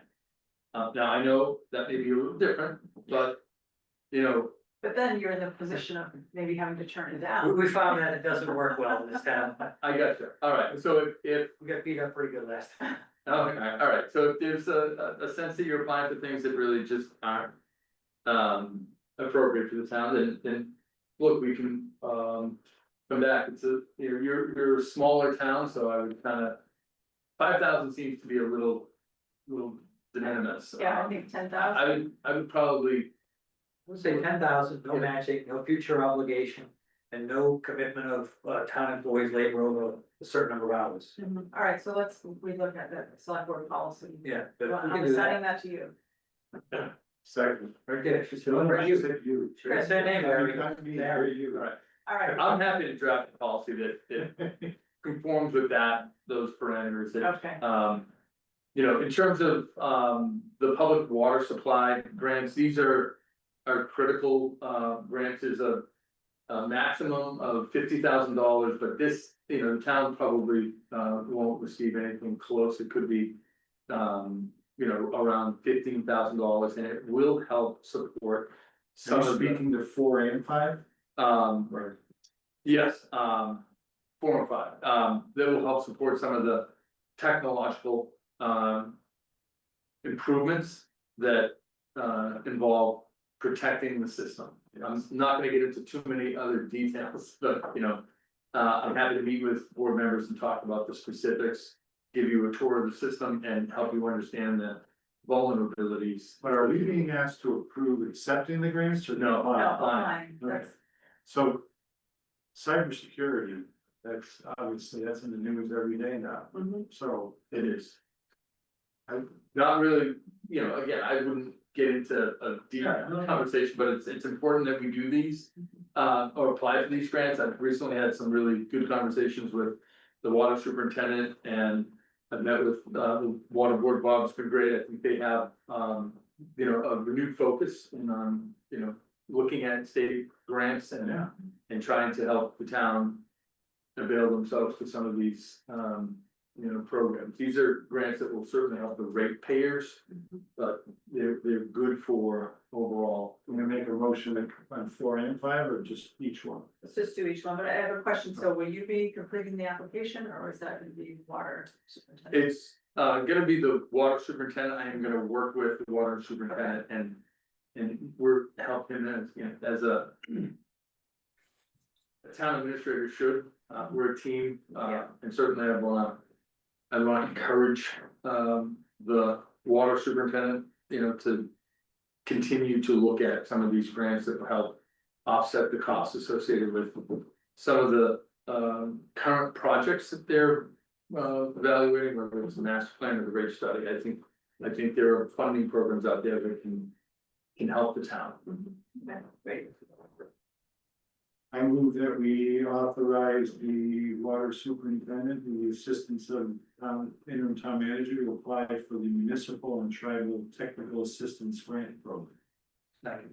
Any further discussion? Can I pipe in a little? Hi, Wendy.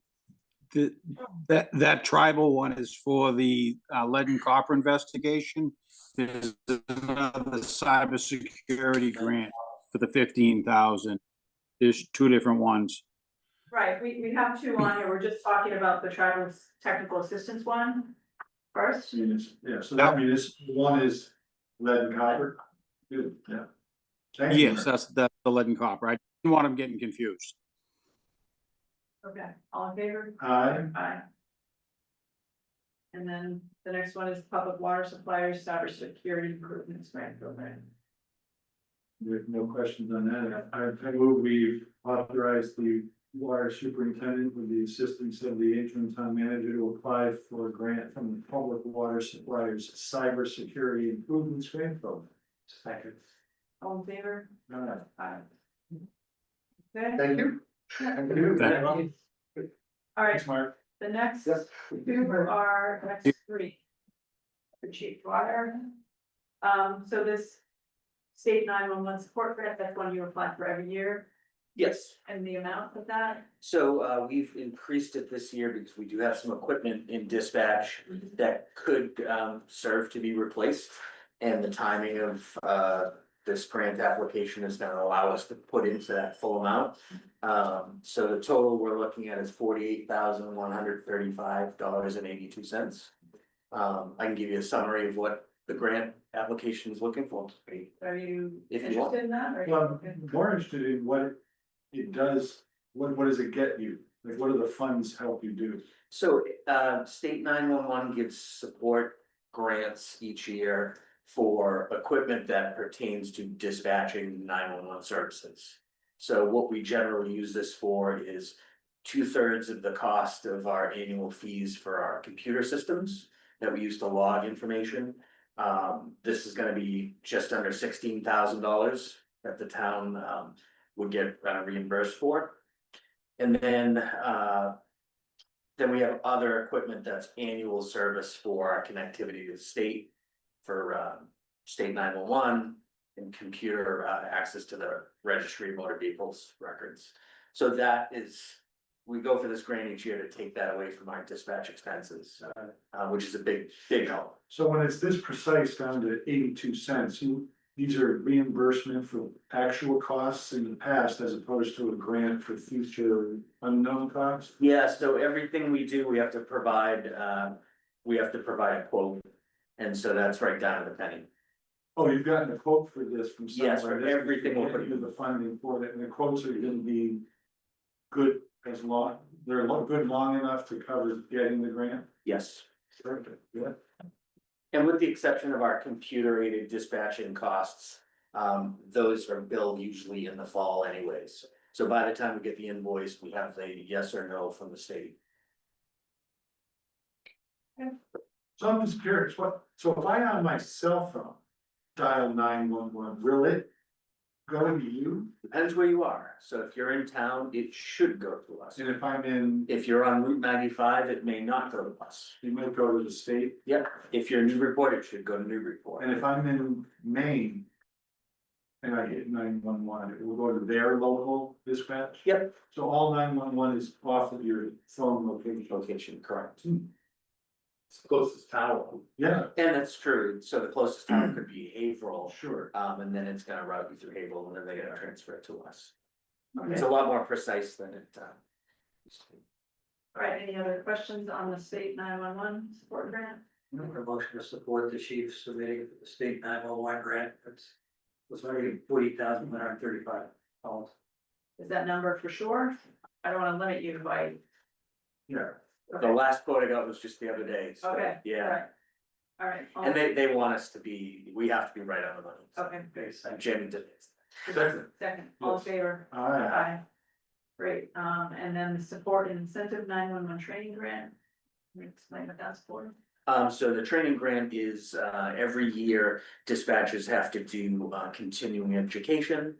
And, we do it online because that's what the dispatchers have agreed is the best format. Usually in years past, it was around $800 for us to do online training. The dispatchers came in and said, this is really lousy, like, we're sitting here for hours of training and there's nothing really that's important for what we do here in town. So we're going with a company for the second year in a row. It's a lot more expensive, it's just under $5,000. But we can pick and choose the curriculum that really best fits the dispatchers, annual training costs. So the training grant is gonna be that's $5,000 or less, for the annual training costs. And then in servicing, we always average 2 dispatchers per year that we need to train in all the disciplines to do the job. That would be reimbursement costs that we pay upfront and then we'd be reimbursed for it through the state. So it's another good use of reimbursement funds to offset the ultimate costs for the dispatch expenses. Any other questions? Just thank you, for paying $18 a piece into these funds, because every citizen in Massachusetts every month pays $1.50 on their cell phone to help support these grants, and it's $18. If you look at your bill, you'll see the $1.50 surcharge. Thank you for making our money count. Right, yeah, we try. Make a motion to have the chief apply for the support incentive 911 training grant. reimbursement. Oh, yeah. Second, All right, all in favor? aye. Aye. All right, and then the bulletproof vest program. Yeah, this has been a big, a big pain, for me because in order for us to get. Approval through the state level, we have to get it through the federal side as well, so federal covers 50% of a bulletproof vest. And the state would pay the second, 50%. And for the longest time, the program, there was nobody answering the phone, nobody answering emails at the federal level. So we couldn't move on the potential of utilizing this type of reimbursement grant. So finally, they're answering the phone at the federal level. And that's gonna allow us now to put in for the full reimbursement cost for vests.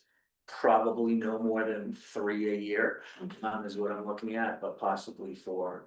And it just makes it a lot easier for us to order these. Get them, it does take a little while for them to be fitted to the specific officer. And I don't think we should be holding off on, that type of protective gear. To keep our, budget aligned, so. So how many, so you're on kind of cyclical rotation? Yes. Spread out? Yeah. Okay. So, do the vests degrade over time, or do they just have superior quality as they move forward? Yeah, they do, just like every other product out there, they're made of, materials that degrade over time. I think they have, don't quote me on this, but I wanna say it's a 6-year life. Wow. So, just to be clear, because when we had this packet, I was going through it, talks about 50%. We didn't know until you just said that the feds are kicking in the 50, so you're not, there's nothing in your budget to take a hit on this. It's gonna be a full reimbursement from state and fed. That's right. Okay, great. And I provided the town manager with a quote. It's roughly $1,200 right now for a bulletproof vest. Could be more, could be less, depending on the size. A motion? Make a motion to support the chief of the grant for the bulletproof vest program. Second. Any further discussion? I just wanna say thank you for doing this grant work. I know you do it every year. Yeah, no, it's everything we can do to sort of help. Before we let it go, I Taxpayer. know it's gonna run off the door and we voted. I'm gonna, Have you, we talked a year ago about the All right, it's grants? just, this is not part of it. Let's vote and then you can ask them. I will, all in favor? Aye. Okay. The breathing apparatus for the firefighters. yes. Have you been looking into grants for that? Yeah, we're gonna go, so we sort of missed the cutoff for this first round. We're gonna look at the next AFG grant when that comes out, probably this springtime, we think. Okay, Okay, appreciate it. all right. Thanks, Chief. Yeah, and I'll make sure that that pops on the agenda and maybe we can talk about having it, it's pretty competitive, so we may wanna agree to maybe 2 cycles of grant. Chief, do you apply for the safer grants as well, or? We don't know, not for staffing, we do some of the grants for. We do some of it for community education, but we found that the reporting process is time consuming, and for the little amount of money that we utilize for those programs. We can absorb much better in our Good. budget, and Great. these state grants or the reporting is a lot easier, my admin's. Off and running, same amount of time as the town manager, and she'll pick up those responsibilities, so that'll be good. Awesome. Yeah. All right.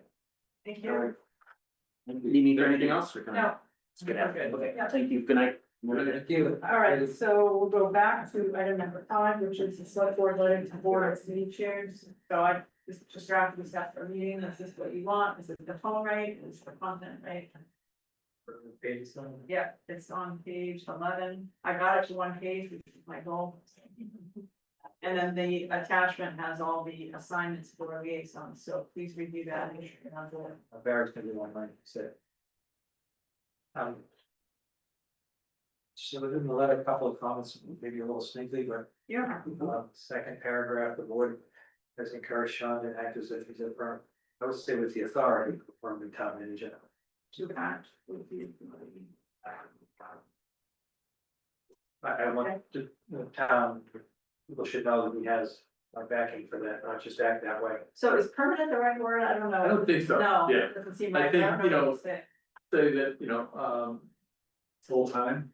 that No, he's full time. I've been asked to handle the responsibilities of the position, the full responsibilities of the position. Yeah. Okay. What else, Chris? To third paragraph, hold up and adding new members, boards and committees. Who we think, I would say that may be impacted by the consumption recommendations, not who we think. All right, wait a minute.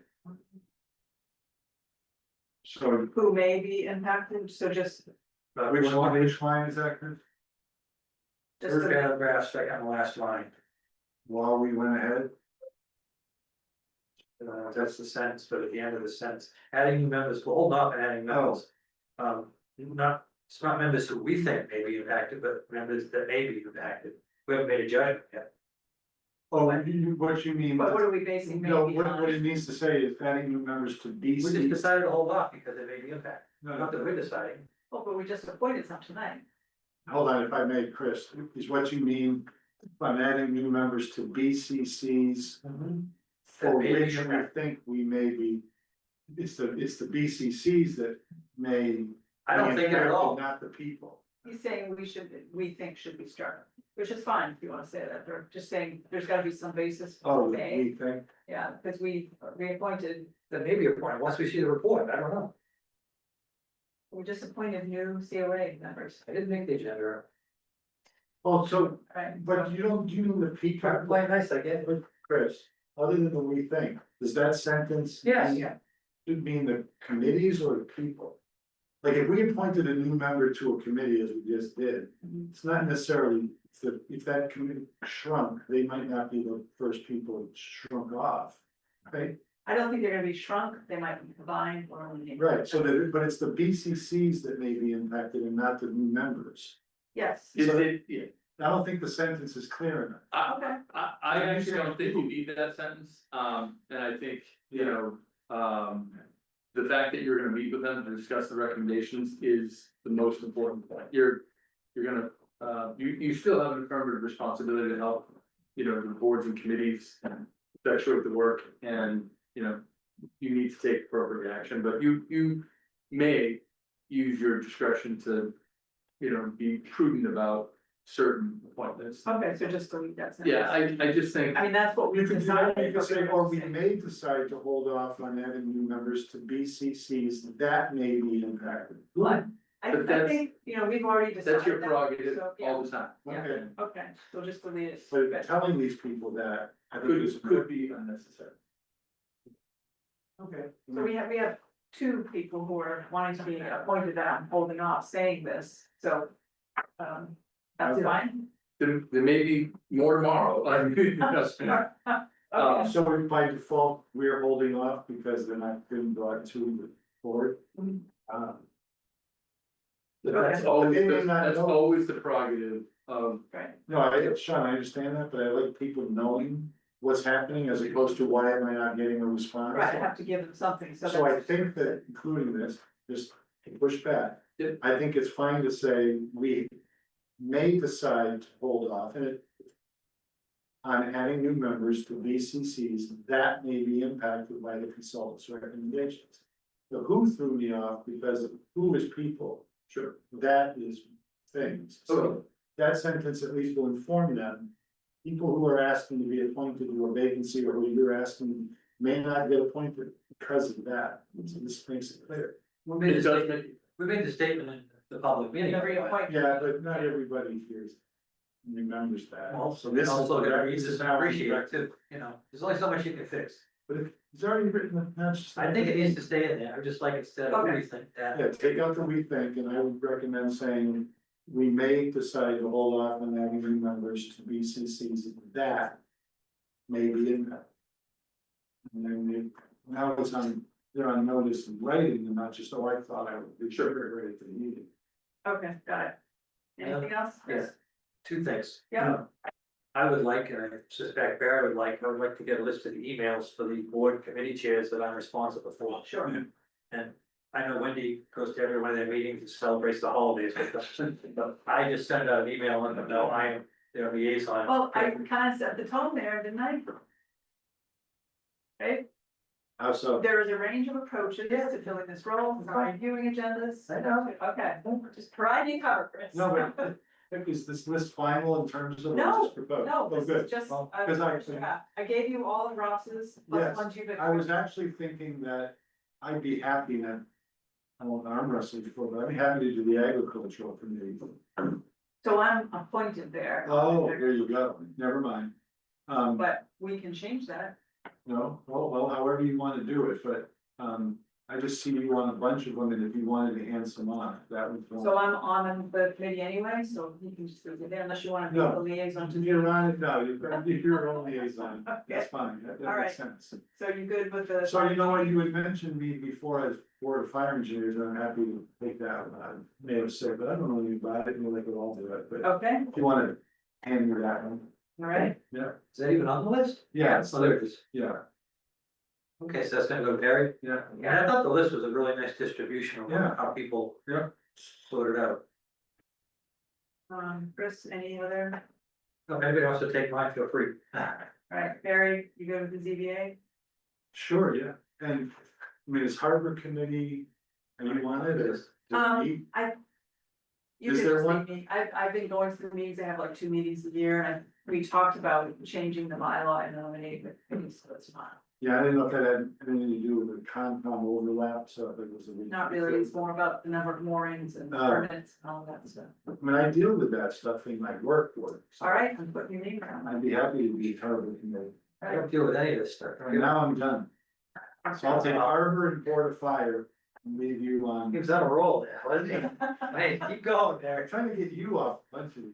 All right, Chris. So are you're you the good true with guy, those terms? Chris. I'll do them, yeah. Okay, any that you object to? No, again, I thought it was a good list. Yeah. Okay. it's good. I love And Barry then- stepping up on a couple too, by the way, so. Good. Only other comment on your letter. I wrote the last sentence, I think is great. I think it's very important. Okay, Select board is responsible for setting the policy direction for the town. We depend on our board and committees to complete their work in alignment with that direction. That's what's been missing, and it's not the fault of the committees, it's the fault, we have to give them that direction. Yeah, a summit every year for your land use boards. Even your, finance, boards, you know, can be so helpful. You know, if, you know, when you adopt your mission statement, you can share a little bit about where the priorities are for the board, and you can help these boards really focus in on things that are there. Otherwise, they will find their other own. stuff to do. And at times, you know, you're the governing body and you're the board that's elected by every resident of this town to help lead the towns, and. You can make all these appointments to these committees with the hopes that they are going to help. Ensure that there's an esprit de corps where, you know, your master plan and your overall direction are gonna really, help this generation get the most effective work done.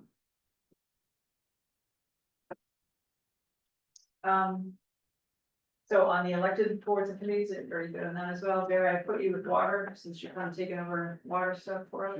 Okay. You go with planning board for this? You, okay. Good. And what else? You like Board of Health, you wanna hand it off, or you? You go, if you want, I'm fine up here. If you, there's something you have an interest in, please take it. Yeah, I'm happy. I'll probably still go some of the meetings, just out Yeah, of curiosity. sure. That's fair. Well, the planning board is pretty, you know, there's a lot there. Yeah, that runs hot and cold. Sometimes, you know, we engage a lot, sometimes it's limited, so. All right, so do you wanna see this letter again after I make changes? Or so simple. Okay, all right, so I'll just copy these people on it when I send it. Appreciate it. Okay. All right, Wendy, I was just gonna add the email address of the chair of the. yeah, I have all that. I'll just make another column. Oh, and- great. Yeah, so special town meeting. So I did want to talk about deadlines, but also I think I mentioned this at the last meeting, just more generally, whether we need a fall town meeting. I wonder why we do it. We got into a bad habit. I know, so I always remember Archie saying, you know, it's. It's not a given, we only need it, you know, that was his pet peeve that we had planned on special town. So. You'd have to have one if there was a timely citizen petition for an article. And what's the deadline for that? Depends when you set the date for the town Oh, meeting. so, Oh, if there's yeah, there's a certain number of days, yeah. no, but you first have to, what's the sequence of events? Yeah, I'd have to look at your town chart, or. We don't have a charter, Not town so chart, I know, You it's the anticipating bylaw. something? Oh, no, It depends on no, what we no, set What I'm the saying is, It is, but there's Would we a not- timeline, you know, yeah, for. yeah, there is a timeline, but we don't, but if you don't set a date, then there's no timeline. then there's. If someone drops in a petition, Then that triggers a special that town meeting, triggers the but schedule. yeah, Okay, so in the first instance, you're asking, why would we presently set a date for a special town meeting? I'm just more of a kind of philosophical, do we Yeah. wanna continue having 2 town meetings a year? I mean, Only if there's items, only if yeah, it's I mean, we can necessary. always call a special town meeting if something comes up, Yeah, but to plan on it and to. We don't have anything currently that we know is critical. There were, you know, there were a couple of, items that were presented by the former town manager that could possibly be items, and that included amendments to the budget. There was a concern that there may be some line items that were, under strain. I think it's too early to tell right now in terms of whether or not, you know, that would precipitate a budget amendment.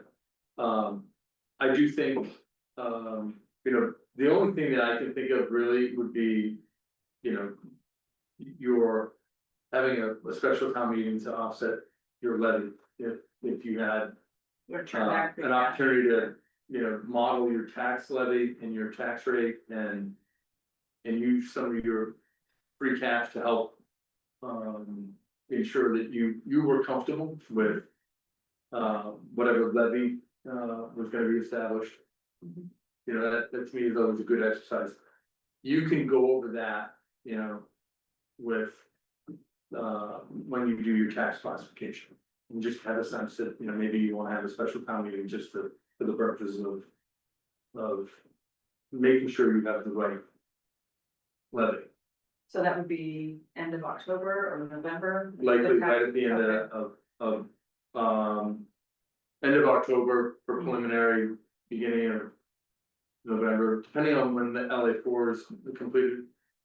I have a sense in the assessing function in this town is well managed and. It's usually end of October, he comes and presents at the meeting. So are we comfortable just holding off until then and evaluating, and then if we wanna? Yeah, I think we can host it, it's, Yeah. you build it, they will come. Yeah, exactly. So you end up with 20 articles and we'll be sitting there all night with And we things. generally have a hard time getting form for the fall. Sure, there are a couple of unpaid bills, in the prior fiscal year, but in my experience, those are handled at your annual meeting. And, Okay. It's frustrating that you have those, but they typically do happen Yeah. every year and, where you can handle most of your business, you should do it at your annual meeting, because that's when you have most of your attendance and, I do think, if you don't really have a good reason to have a special or fall town meeting or special town meeting, you shouldn't. I'm good, Sounds great. okay. Is it necessary to communicate that to the department head, Sean? Cause I don't know if people are expecting it or if they've. Yeah, we've had a few conversations. I have scheduled my first all hands on deck meeting this Monday. Nice. You're welcome to join us. I did offer to provide refreshments, but I will be happy to share that. What refreshment? I was gonna ask for a license. Just kidding. Fill out the permit. But I do think, What time are you doing that? I'm gonna do that at 10:30. Is it appropriate for us I to feel like show? it's not. Look, I don't think it's on a regular basis, but I do think, I had invited select board members, especially new members to, just come and meet with department heads and just get a sense of, the relationships. It's important that you have relationships with the town employees, and I don't want you to feel as though you can't have a relationship and connection with the staff. I do think it's important that they understand that, there's a chain of command, and I think we all have to kind of reestablish that in a way that really helps order the work and it helps the board's agenda really get coordinated. I've already started to, get a few,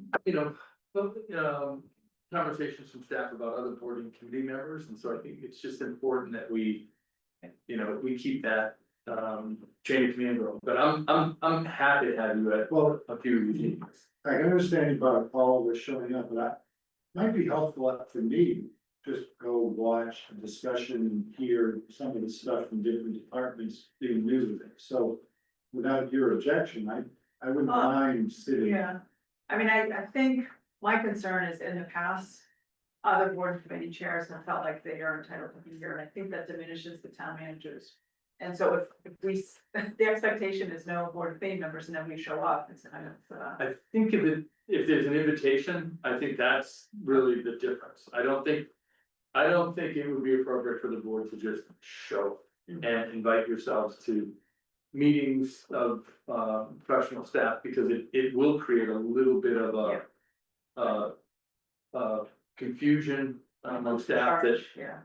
Should they be listening to the elected officials or the No, they should not, they should be listening to you. I'm sorry. I agree. I think, because at the end of the day, you all may have a different idea of what the priorities are, and my job is to try to work with you and find consensus. So. I think I would suggest that for his first meeting as the new town manager, that we back off and allow him. Yeah, That's, fine. that's my feeling, if you don't know. I'm fine, with that, I do think, I've had a good chance to meet all the employees and, Yeah. I feel like, this is gonna be more of a, kind of setting some relationships and setting some expectations, no more than a half an hour, and it's just gonna be a chance for us to get on track. I'm planning on having 2, staff meetings a month, and Oh, great. we'll have an opportunity, frankly, where I want your involvement is having a cookout sometime after Labor Day, and just, having an opportunity to, No, tough. just connect with staff and, just enjoy a summer barbecue and, think about, what kind of work, needs to happen over the next, few months. Excellent. Right. So I think, is that it? I think that's- No. What? Yeah, I went through the packet and we have the town manager's report. I didn't know if we were gonna ask questions on that. Right, but I mean, that's it for our discussion items, right? You have select board time. Yeah, I jumped around between B and C, I just wanna make sure we. Well, we didn't submit it. Was that all select board time? No, it was Oh, not. yeah. So first is town That's a manager's funny title, report, I like so that.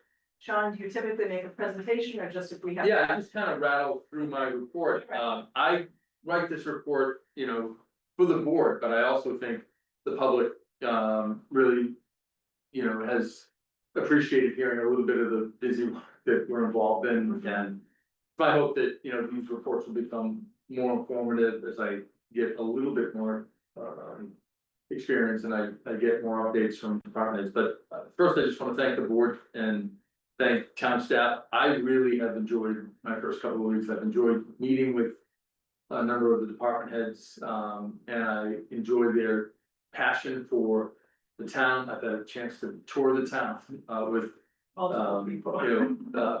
Butch Hills, the DPW director, and Chief Dwyer, and, the former, town manager. They all have been terrific, and, Chief Dwyer took me to, the Pawtucket, high school and middle school. I walked through that building. It was absolutely fantastic. Really such a gem for West Newbury and the region. I did go to the Page School and I was very surprised, and I think it's important that, we continue to focus on supporting that feasibility. I think, given the conversations around, the, Whittier and the RAC, that school should be elevated in some of the conversations around town. Certainly, a lot of work, going on in town. This is my first real meeting, so there are some kinks that I have to work out, but I kind of figured that'd be the case. I'll continue to work with staff to just streamline what I believe to be ministerial. It is my expectation that things don't get on the agenda until they're ready. And that means, crossing the Ts and dotting the Is, and we have a good team. I think there's a good group of folks that really want to make these meetings successful. It's my hope that we spend less time on the ministerial, more time on the things that really do matter and that really will help lead the town. The chief, and I have met, numerous times. He's very focused on his FY 26 and 27 budget. He did share with me his expectations for how we improve some relationships. I was thrilled that he was at the meeting tonight. I didn't ask him to be here. I worry about staff, especially with Amanda over there. Here late at night with meetings, they have families, they have commanding jobs, and it's my hope that we can get more updates for the board and get you really important updates on staff. Last week, we had dispatcher Justin Doucette assisting officers on a really policing matter involved in individual crisis. He's juggling multiple calls and really did an outstanding job. I asked the chief to give me star report, situation, task, action, results that really help highlight the work of staff. And we have a great opportunity as a board and as a town to kind of recognize some of these individuals when they do, work over and above the call of duty. Assistant Chief, Ben Janelle has been deployed, for forest fighting to Minnesota. Chief Janelle has participated on a number of deployments and frankly, this is a dangerous assignment, but this is a real feather in the cap for West Newbury and it really sets the standard for public safety. So really, important that, I think we recognize, some of that work. And lastly, Sergeant Hayden, Sanborn, and Officer Liam, Greenham, participated in National Night Out in Amesbury last week. I heard, from a number of staff that they were awesome and they did a great job, engaging with, residents and it's a great way for frankly the youth to kind of just see law enforcement. And I had a great opportunity to, interact with a number of West Newbury police officers, today at the senior center for lunch. And, we are fortunate. We have some really good community policing here and that's a real feather in the town's cap. Lastly, the chief is working on his overtime report. I did get a copy of it. It was slated to be on this agenda. I asked for some more information, so that's the reason why it's a bit delayed. I wanted to see 5 years worth of actuals for overtime and I wanted to see additional analysis that would help, I think, the board and help me really see where the pressure points are on a 24-hour schedule. As a small town, we do have some holes in schedule and it's important to kind of understand what the public safety impact is, where mutual aid comes in, where we respond to mutual aid. And there were just a few things that I just needed to, wrap my head around so that I could actually help the chief, support a presentation to the board on an important financial responsibility. That said, he did say he's doing everything we can to try to meet budget, and that's his responsibility, and he thinks he's on budget, so Excellent. that is excellent. So this will be a monthly report going forward, right? It will, Okay. yeah, we're gonna try to set it.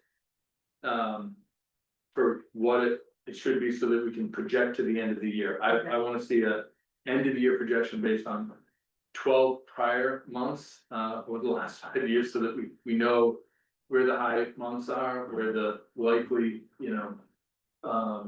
variations are based on average weather events and other things that may typically impact over time. So, Okay, that sounds great. I did have a meeting today, with Georgetown officials, certainly. I've asked the chief to lead some of those conversations and really just get busy, having conversations to explore, the possibility of regionalization. As a small town, there's plenty of opportunities here to do more, by collaborating. This is just one of many things that I think the town can do to really explore options. I don't have a lot to report out on, but I do think there are some possibilities, and as we get closer, I think we'll be back to talk with you about budgets and synergies and possibilities. We will need to, get some numbers from state 911 and just get a sense where can we build efficiencies and really support, some municipal collaboration. There's a lot of work happening with the highway superintendent. We have the paving around town from Baxter Street to Action Cove. Every day I come to town, I take a different road. So it's a busy time. Cherry Hill Street, and Molten Street to Spring Hill, towards Brickett and Emery Lane. These are hundreds of thousands of dollars, close to, $540,000 for Baxter Street to Ashen Cove and 183 for Cherry Hill Street. About 100,000 from Molten Street and Spring Hill and 126 for Emery Lane. The town's roads are in good shape. Typically, I'm used to working with the road surface management report that grades each of the roads and gives a community a sense of where and how these capital investments are made, so you can get the maximum life cycle out of your most expensive asset. But I do think, Butch probably has a very strategic understanding of the roads and does a fantastic job maintaining some of the main roadways, arterial roadways that most people travel upon, and roads are in excellent shape. To that end, do you have any idea why Henry Lane made the list? I mean, it sort of goes nowhere. It's a town road, obviously, but is there any reason, do you know if? I can look into that, I don't, I saw them working on it. in my mind, you do you don't do the worst first, you do the roads that everybody travels on, and so I did ask a few questions, but. He does have kind of a list, and it's the smallest, it's a small. Allocation here, and I think he does look at ways to. Maintain some of this, smaller, roads and. Sort of dead ends at the river. Yeah, but I'll get you, an update I don't on. question Bush, he's so good at his No, job. I get it, but. It's a curiosity, I agree, but I'm sure he's got the right It's answer. not how I made the list. I'm sure that, it probably, he's got a list of roads that he wants to accomplish, repaving, and he just methodically works through that, and sort of, but I'll get back, I'll get back to you on that question. I mean, the other thing I noticed is just Moulton and Brickett were the alternative routes For Ash. to Ash Street, so it's good that they're being done. Yeah. Everybody's on Ash today. Yeah. You're right. To that note, there was a truck on Ash that got pulled over, the waiting. Excellent. Good. Just, I'm not sure this one, but I passed. I'm just joking, they're always, it's incredible. Yeah, but I've talked to the chief about this a number of times, and the chief, I was like, chief, anytime there's somebody pull over there, send me that, because I'm sure I have a board that wants to do that. So, Thank you. installation of the guardrails in the Middle Street bridges, ongoing. I have pictures, it's slow, but I'll continue to meter those out. I do expect over the next couple of weeks that will wrap up. I do wanna talk to the board about whether or not you wanna have a formal ribbon cutting and some type of ceremonial dedication. You have to, a Newbury boy. Yeah, It was a nice, cooperative effort, the two towns, it was a long way to get there. I think it has to be celebrated when it's done. Great. I did speak with the former town manager, and I asked, was there any thought about naming it in honor of a veteran or a conservation member, or like, what would be, an appropriate, Well, we do have a policy on naming buildings, facilities, and you'd have to also work in conjunction with every board, right? we would, but, to me, it would be, the right time to think about that if you wanted to, just throw it out there. Yeah, I can't think of anything else. When they read bridge, all right? So let's think about it, and we can discuss it.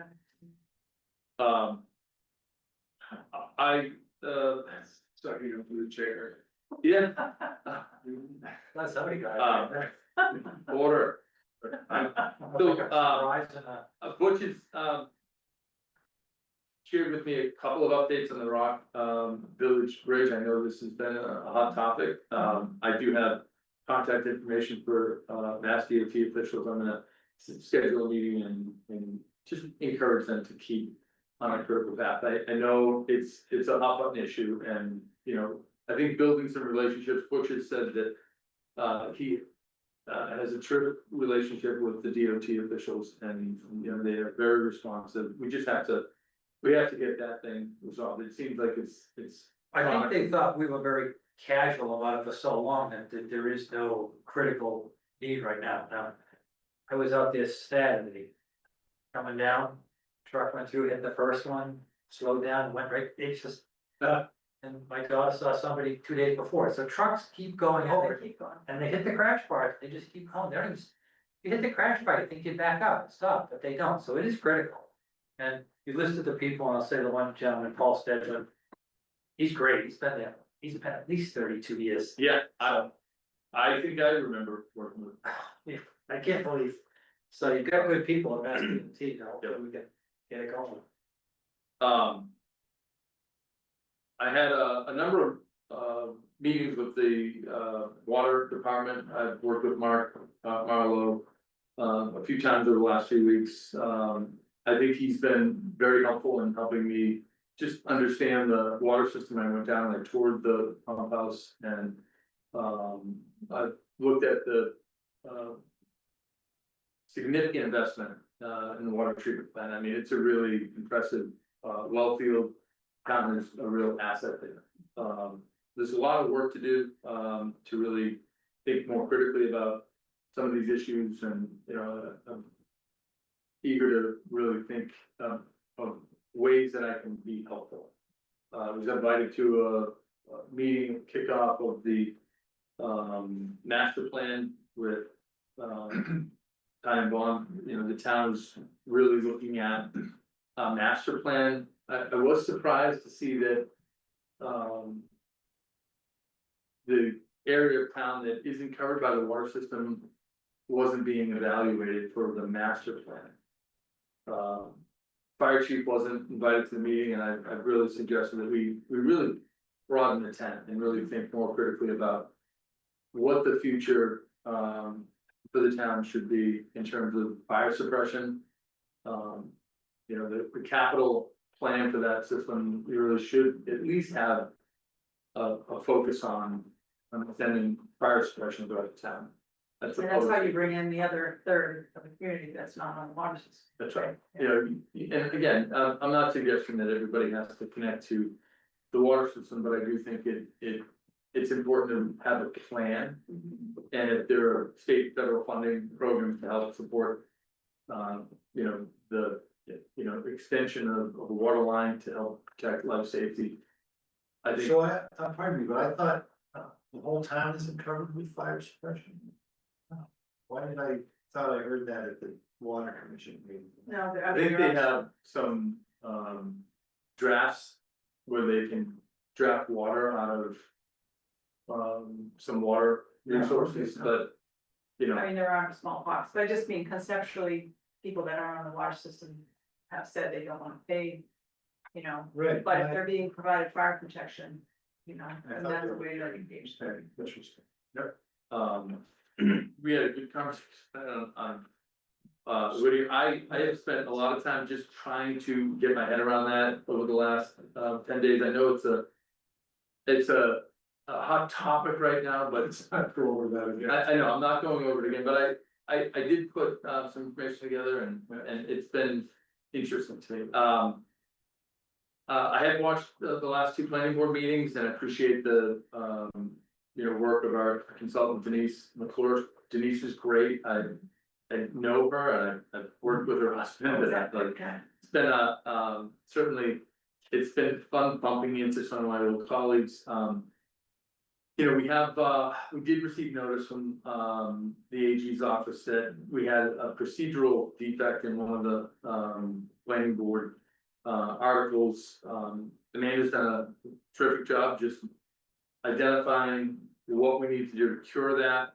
These things happen from time to time and, you know, we'll be, properly noticing, the, article, and if we don't get any comments, you know, the AG's office will continue their review, and there's a chance that they'll approve, the article, approve the town meeting. We're gonna get the details on that here, or is that not appropriate? You can get into the details, yeah. Is that, I heard peripherally what it is, but I don't know the details. So go through the letter, it's in the packet, I can explain. Yeah, I can too, you know, It's in the packet we got. yeah, basically, I think there was a, Read that. yeah, there was a, improper notice. We noticed the, zoning change for 7 days. We only posted it at town hall here for 7 days instead of 14. And, we didn't get it out to the paper. One of the first issue was that the Planning board posted their public hearing, needed to be 14 days prior, and they posted it 7 days.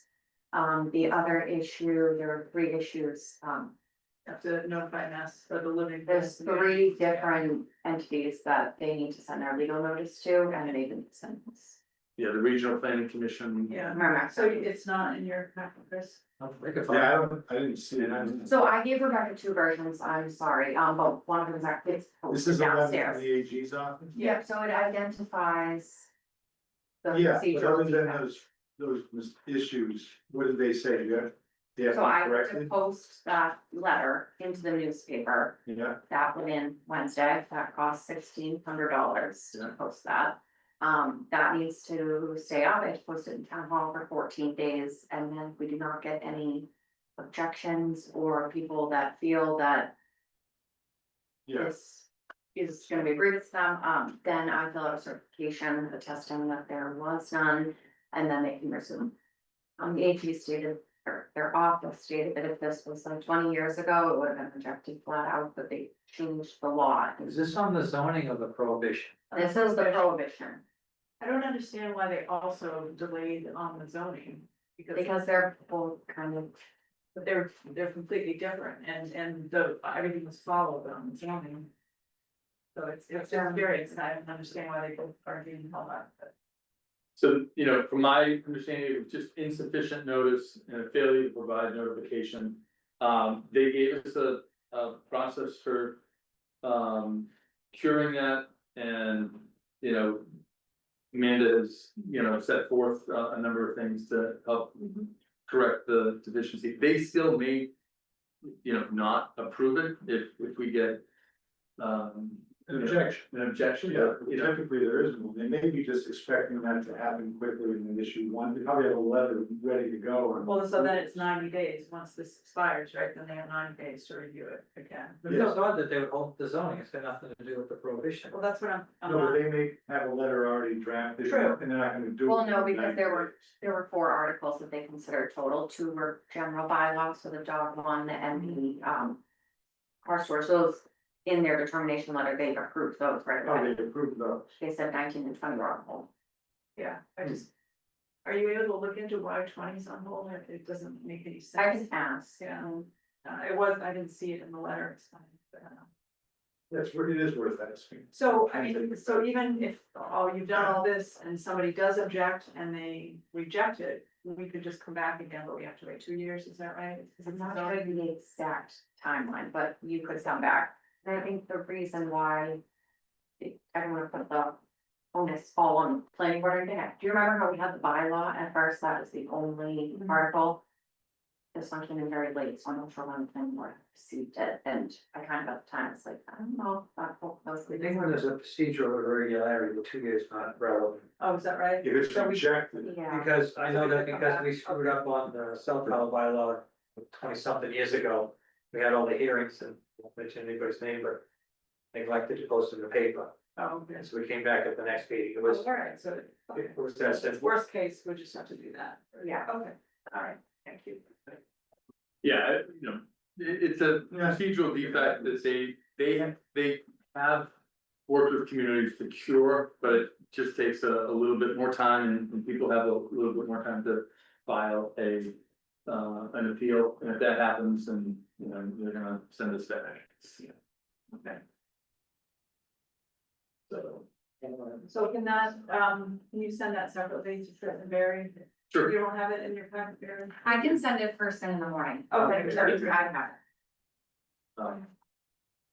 it. I continue, well, this past week, I was invited to meet with the advisory committee for the library. They've got some exciting conversations happening. I've heard so many people tell me how wonderful the library is, and a lot of support for the Grand Armory of the Republic Library in West Newbury. Finance team, you know, is busy, and I'm really pleased with just the hard work and the dedication of Jennifer Walsh and Patricia Moore. Patricia Patty is our new treasurer. She is busy. Well, Jenny's closing out the fiscal year and really starting the new fiscal year and, supporting some of the, state reporting requirements.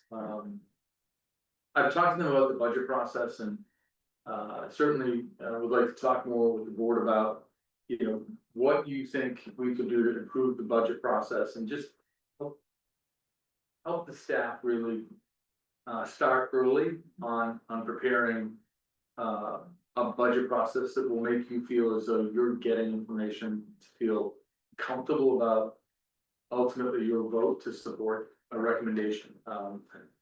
You know, it's important that we work together as a team and, you know, there's a timeline, a process that really works for everybody, so. We should establish that calendar soon Yeah, and, definitely. and help the board. Get information that you need to make a recommendation. Let's see, early voting, Before you leave that one, I'm sorry, I did wanna just have, if you can explain the free cash certification, the sorry. significance of that. Yeah, this is great. So this good news is, we got our free cash certified at $1.8 million. And retained earnings in the water enterprise of 681,000. So those are big numbers for a town of the size of West Virginia. So it's just important to kind of think about how did those numbers get established and how have they been established over time? I can do some more analysis on that. Free cash is typically revenue that is overestimated, revenue that you take in over your estimated receipts and expenses that are under your appropriation. So two different things, or one-time monies that come in as bonanza. I don't think you've had one-time money tonight, so you may have to take a harder look at your budget actuals and your revenue actuals. And that's why, when you get your monthly actuals, you need to have context. You need to know where you've been over the last 5 years, 10 years, even better, month to month. And so you can get a sense of, are you expending at budgets, above budget, under budget? And if you're at budget, everything's great. But if you're below budget, it may give you a sense that you're appropriating a little higher than you need. And there are ratios for how much free cash that you reasonably should. That's my expect. question. Yeah, Isn't it the 9% or 15%? it's a range, so 7 to 9%, I think is And where does 1.85 put on us? a $20 million budget, you're, Way too high, you've doubled the. Yeah. And so. but our stabilization is lower than the. That's right. Yeah, so I think that's how it's been viewed as. You lived this, let Yeah. me just get that again, so on a $20 million budget. A free cash of one, rounded to 2 Yeah, it's million. 18%, yeah, let's just say you get 1.8. And so you want that to be down, somewhere. It's 10%, 1.8 million, is 10% of 18 million, okay, yes, so isn't that in the range that you just mentioned? On the high end. yeah, The range was 7 to. What is it, 9, 7 to 9? Yeah. Oh, I think it's 9 to 15 or something. No. no, Okay, so we're slightly above the recommended range. I think we're way above it.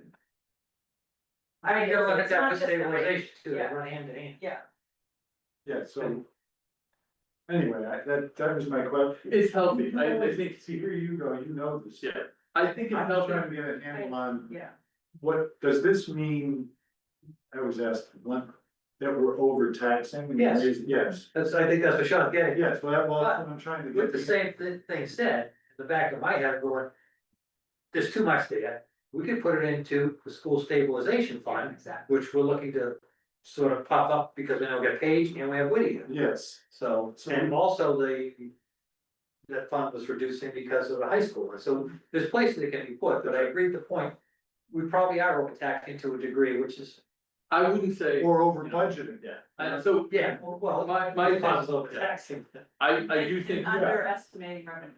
Under, It's the reason why I said, Something to look at. Maybe you wanna do a little bit of a few things, and, Yeah. and that's why, you know. This is the worst problem we have. Yeah, you wrote on a positive note, and I was just trying to say like, but what does it mean? If somebody said something, no, We do have people who complain about it.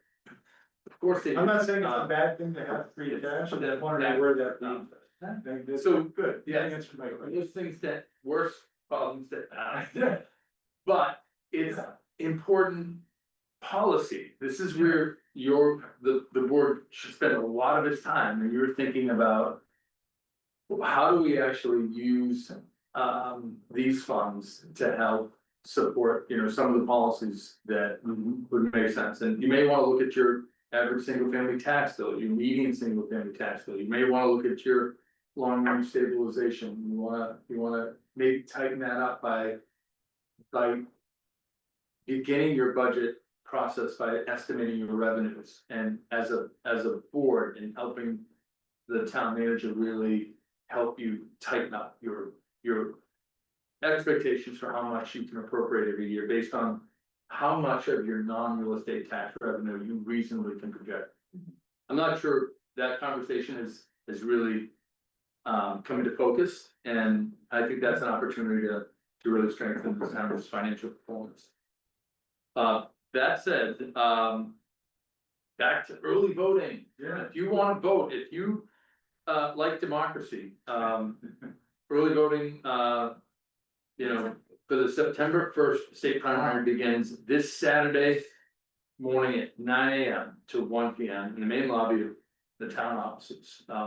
Early voting will resume on Monday, the 21st, during regular business hours. 24th, sorry. And Friday, the 28th. Sample ballots and election information can be found on the town clerk's election webpage. Anything else, Amanda? Election related? Yeah, No, I think that's. all right. Is it too late for people to request mail-in ballots? No, people can keep requesting mail-in ballots with all of the deadlines and dates on our website. Got You it. can request Good. them online if they want. Thank you. All right, I think we missed our second to last concert tonight, but there is one more on August 27th. There's a schedule of the select board meeting dates. Can I talk to one of those dates? Thursday, October 1st. Is it possible we could start later? I'm out of town, but I can get back, but I don't know if I'll make it for 5:30. So do you mind starting at like 6:30 on the 1st of October? Think we can do that, or should we look at a different night? I'd rather keep it on our schedule. Does that work for you, Sean? It does, Is that, if that since you're works, trying to shorten meetings anyway. I am. I'd like to actually create agendas for each of these meetings and work with the chair and just populate items that I think, you know, would be helpful, so we can just get a jump on schedules. Yeah. I do think things roll up pretty quickly in the fall, and Yeah, definitely. we've got to begin the capital planning, and, you know, there's lots of important, policy level conversations that we can help the board schedule. Yeah, that was my own. Lastly, just thank you, this has been great, you know, to just help the town during a transition, and really wanna thank, staff, and board and committee chairs. I've had a chance to really just get to know some folks. I intend to continue to reach out and just talk to some of the regional leaders and just try to help the town frame some of the important conversations, so. So how many months have you been here? 3? Does feel like, you know, Really? 3 weeks? 2 weeks, 2 weeks? Man. No, I. 9 days. I, for one, it's like, you've been very accessible, willing to talk, listen, so it's been great. great, right back at you. Look, we're a small team, but, you know, I do appreciate the board's, experience. It's a diverse group, and I think there's a lot of synergies that, support the town, so appreciate that. Something that we. Thank you. Anyway, can we go back to the dates so we can? Yes. Oh, and then I wanna go back to the whole packet. Well, I didn't have input on a lot of it. Anyways, the dates, September 17th, I'm out of town from the 14th to the 21st. If there's no other date, I could come back that evening.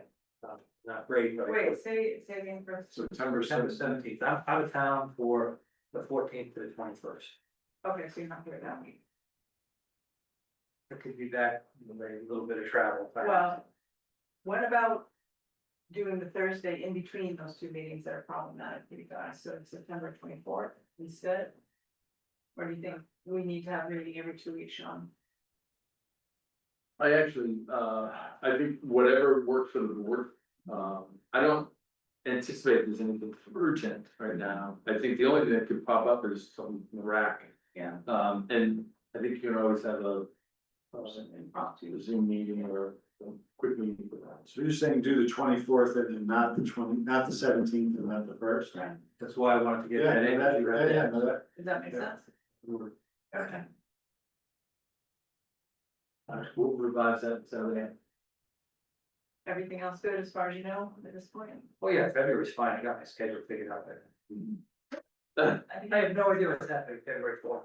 I just think it's good to have these dates penciled in. Yeah. It can change Sure. as the board wishes. It's just good to plan around that.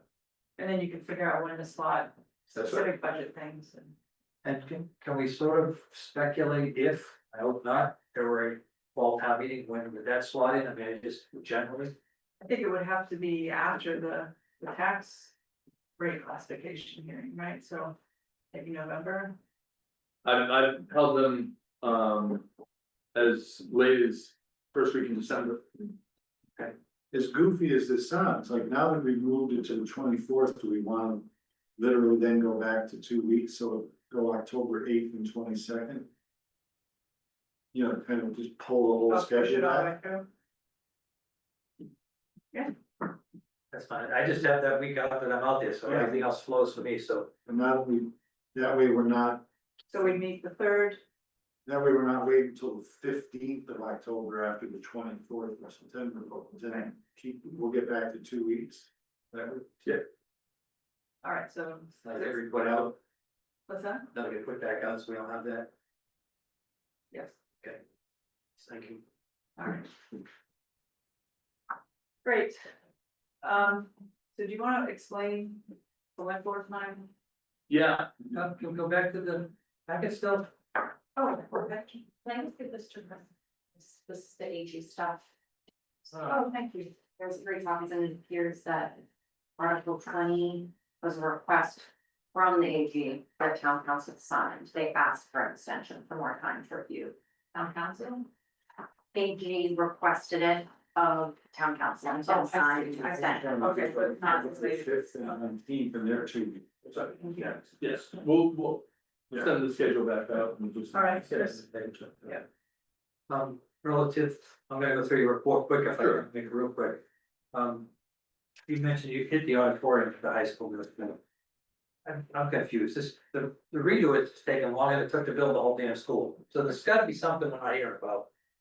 Yeah, the chief took me through, apparently there was some spontaneous combustion, there actually wasn't electrical, there was some material just spontaneously combusted.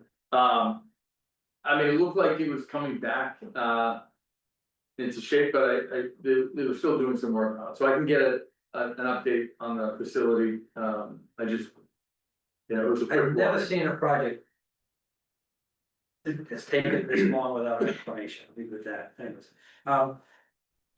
Follow up regarding MSBA process relative to Page. We requested previously. Not with you, that state legislature be contacted to advocate for Page. I don't know if a letter was ever sent. Not aware. So. All right, I'm happy to draft a letter, I think it's critical, because I have no Yeah. idea, you know, totally agree. it's coming up, I don't know what the deadline was. Wasn't there an email about I remember seeing an email to Justin about MSBA, somebody was gonna come out and tour. There is, yeah, that was sent before, I started, Angus, gave me a copy of it, Okay. and so it's, I think, September 24th, but I'll get that date We'd out. have a state legislature there for that, wouldn't it? It would, Just. Yeah. We appreciate it. Again, police and fire updates. We talked about a bonus for certified officers. Yeah. I don't wanna dig too deep into that, but we'd sort of give a direction that we didn't want to be sending officers to academy. Right. So hopefully we're not going down that path on new hires. Yeah, I've talked to the chief about this, he, said that he thought that would be a really helpful incentive. And so if the board is interested in, having a policy that would incentivize certified officers to apply for vacancies, that would be a really great, recruitment strategy. We can try it without it, but That's what we have been doing. Right, and I don't have a problem with that, But how do you make sure they don't just leave after you comply? well, you give them a year, if they don't get it, they'll have to be here year service or something like you can that. have an agreement, you know, if they leave, you know, within a certain amount of time, they have to pay the town. This is not covered in their collective Well, bargaining. that's the next issue is the union gets. Candidates aren't in the union, So when you say candidates, individuals that apply for a job are not. so our local police officers are not required to be certified through the academy? No, Well, they The are. state requires it now. so we hire a new guy, Yeah. he's not certified, he's gotta go to the academy. So you can get hired without yet being certified, but you have to complete it within a period of time. You go right into the Yeah. academy. It's Yeah, you very have to- expensive. You cannot be a police officer before you. And it's expensive because then we have another officer working overtime to cover the shift for the person who's at a cab, so it gets very But expensive. you might have an officer working overtime because you have an officer that has to do FTO with the new, academy graduates. So actually, it's something to look into, but currently we say, no, you've gotta have certified employees. Because of that, we've had them come in, get certified, and then they're gone. I'm glad you raised this, because if you take a minute so I can understand it. Say what you just said again. We're not hiring people who are not already certified as a policy. There hasn't been a That policy, was just the it's been a direction. discussion The of direction direction. has Chief. been only tried. One of the qualifications to be hired is that you are already certified, so we don't have. to We've asked the send money somebody- person who's been here lately, because we got burned on a couple. Okay, but. So what was in your? I had, mentioned that both in Swampscott and Hubbardston, I had, recommended. That we offer a $10,000 bonus for certified officers, if, you know, they applied and were hired, we would pay them a bonus over a period of time, not all at once, but it would be a cost avoidance of hiring a individual that would have to be sent to an academy at an expense of ultimately well over $100,000 when you roll up the overtime. So if we are hiring someone who is already certified, there's a bonus to. There's not. But No, Sean there is would, suggesting, yeah. you're suggesting there should be to incentivize. So my concern is how's the union gonna proceed there, they're gonna want previous officers to get, you know, the unions. Well- It's just like, Why, if the salary reflects, if the union bargain salary reflects being a certified officer, I know. why would you pay a bonus? I wouldn't wanna get into a full-blown conversation on it, I can tell you what my expectation is, the union would say. Absolutely, you have an incentive to hire the best and most qualified individuals, because it's a small town and you wanna have. Your best outcome when you hire for these critical positions, you've got a good staff. I've been. Many of them. I don't think they would come back and say, oh, geez, that's awful. I think it's worth consideration, and I think we should look into it, and it'll be very advantageous for the towns. But we're gonna get too deep, like you said. Is this document gonna get put out after this meeting? It's already posted. Yeah, and Is there some, like, date change that says Monday, August 20th? Monday was August 17th, Thursday, Understood, yeah, I think, I'm hopeful that we caught a few of those. there's a few, I don't wanna go into them, but, within the DOT, it references, Article 97 protections. Anybody know what that is? yes. Yeah. Article 97 is an amendment to the state constitution that any land acquired by a municipality for a particular purpose, open space, recreation, whatever, the use cannot be changed without approval of 2/3 of the legislature. So is that relative to the crash bar being at the? It's not, it's the land next to the bridge. Yeah, there's some land within the right of way that's acquired for the open space. Yeah. Or recreation. Or recreation. Okay. Like home rule petitions are filed and everybody votes for everybody's. That could slow down the process on the Yeah. location of the bar, maybe with, Yeah. I just didn't know what it was. Yeah. I don't want to talk about that. Probably. Good enough. Thank you. Select board time. Can you? Does that Yeah. include a moment for me to hit? You said the meeting was only gonna be 2 hours. I know, so typically it's just an opportunity for board members to share if they've attended a meeting, if they're a liaison with another committee. Yeah. Recognize anybody in the community that deserves special recognition. Just a quick update for your colleagues. Sometimes it's helpful for me to hear. Yeah. And the community to hear, so it's just an opportunity for you to exchange. It's just, Information, but not discussion, right? I was wondering about open meeting law, how that, if you. Yeah, no votes, just more of an update. I've had it on a number of agendas for years, and Yeah. it seemed to be a good opportunity at the end of the meeting, just to give board members a chance to. Maybe ask a question, present, some information. I mean, I have a whole list of. I went for very. You said 2 hours, I mean, after this meeting, we get another 2 hours. Then a couple too, I don't know how it figures in. All right. Most maybe very back. Back and forth.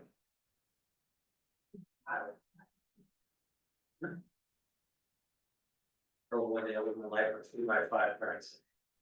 Yes, they're behind my Yeah, table here, and every time I thought you write it down, they just sort of compile them from the sheet. it's the yellow stickies. Same thing.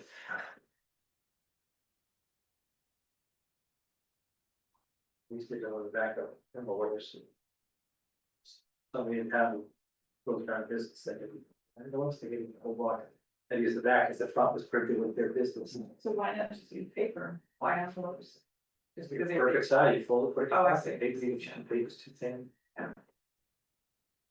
The 3 by 5 card, you put it in the pocket, go to the hardware store, you much better get it. Not been from me. Yeah, bigger pocket. That's actually like 3 by 5, so bigger than 4 by 6. Yes. All right, what was yours first? Yeah, hopefully that's simple. And if I little, I just want to suggest it. I did watch part of this planning board meeting the other night. We've heard a lot of conversation about the maps and the development there. I would like to suggest that at some point the select board put forth a request to the planning board that they request an easement or a right of way for town access for non-motorized vehicles to access, because there's a 10-acre parcel on the back that has no access currently. So this is a one-time opportunity to address that situation. So I spoke to the chair of the planning board today about the meeting, I watched it, and I said to him, I was surprised to hear absolutely zero mention about master plan priorities, and it was just interesting to me to have a developer show up and say, I'm gonna present a project, that conforms with the subdivision regs and the zoning regs, and not one conversation about what else in the master plan would be served by a project of this magnitude. That's a miss, and frankly, I think there's an opportunity to really not be adverse to these projects, but really force some of the developers to read your master plan and really think about ways that they can help create a community that really supports, the development. There are gonna be people living in that neighborhood that probably would like to, have other things that would be helpful, and certainly an easement to, a piece of open space, would be among a number of other things that would be important. I'm not looking to, be contrary to anything, but simply asking the question. Have you read the master plan? What do you think about,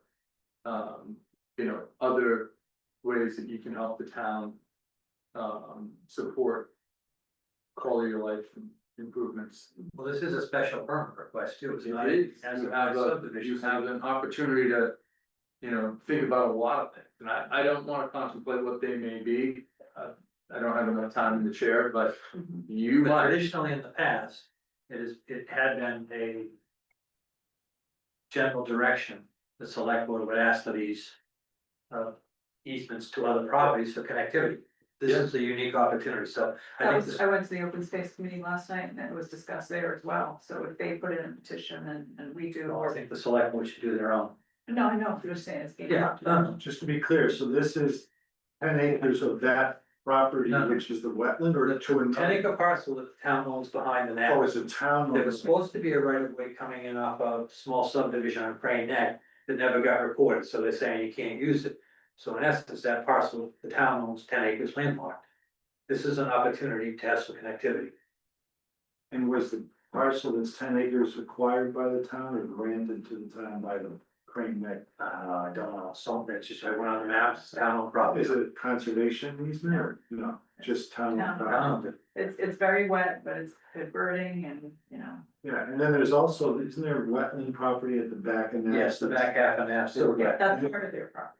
Right, but is he putting any kind of conservation restriction on that, do we know? He probably will for tax benefit. And it's part of the OSPD requirement, Yeah. 6%. And so you were suggesting about non-motorized like trails? Or just horseback, access to an easement Yeah, to allow. walking, No, hiking. not for emergency or utility. No, no. for- neighborhood access, the Public residents of access? that future neighborhood probably will be the most, you know, Yeah. benefited, but if the town actually had, you know, the ability to. If you were thinking maybe a couple of parking spaces or other things that would be useful. Yeah. A pocket park, you know, some sidewalks, other things that, you know, may not be. You know, contemplated now, but there's a whole bunch of pedestrian safety things that ultimately I think would be. Beneficial to, No, that's interesting, but it always raises those other questions, like just think of Ocean Meadows, whether that, remember the Conservation Commission question of the trails connecting, and were they ever finished, and how do they connect, and then you get into the who gets to park where, you access it, and so This is the time to have those it discussions. is the time to have that discussion. these projects have been in the queue for 3 years. This is like, it's surprising to me, you know, that. Yeah. You know, they haven't really gone through a master plan type of.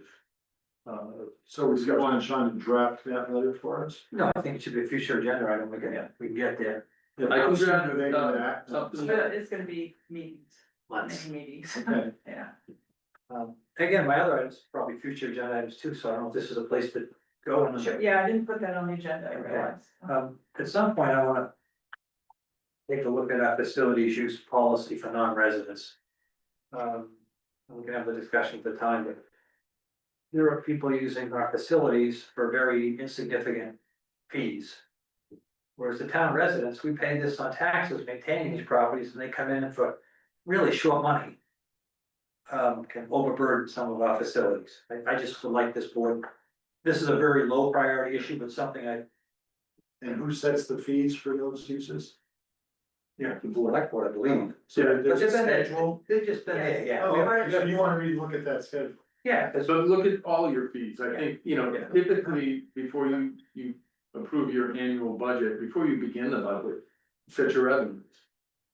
Be a good chance for you to sit down and look at your fees and say, are we collecting the right building inspection fees, are we collecting the right, you know, rental fees and. yeah, I'm worried about we just spent a lot of money on the annex. New carpet, paint, everything else. We get groups from out of town, if it's town people and, you know, the flower club or whatever, that's one thing. But people coming in and running business operations out of there paying, Because it's the cheapest yeah, area in the We region. understood. you know, So- yeah. So wasn't there a schedule of fees on the town warrant at the annual meeting, right? So that's the schedule we're talking about. yeah, the question is even what other town entities using, I don't wanna go too deep, but we'll leave it at that for now, we'll get there It's a later. good Another one, this is gonna be way out, I've suggested it before, and I was shut down pretty hard, but I'm going there again. Our mowing of our fields. And parks, I'm gonna say robotics again. And because I was in Norway, they have a robotic mower the size of this table that is mowing their parks, and I just think we should be investigating that kind of thing. Awesome. So, I mean, by the time you have a guy and a $11,000 machine. Right. These robotic machines, you program and go. Now, they you can have a guy overseeing it, but he can be doing something else at the same time. So, Why do I think I've heard a discussion about, are we having a contractor do some? no, I did suggest that at one point. You could you could put it out the bid and have a contractor. I mean, mowing is some. So that's what you brought up before too, I think. Yeah, I think I showed that too. Look, I'm happy to have a conversation and I will follow up with you. What did you say? Did you say Sweden? Norway. No. No way. I've seen them in England. And you know what the best?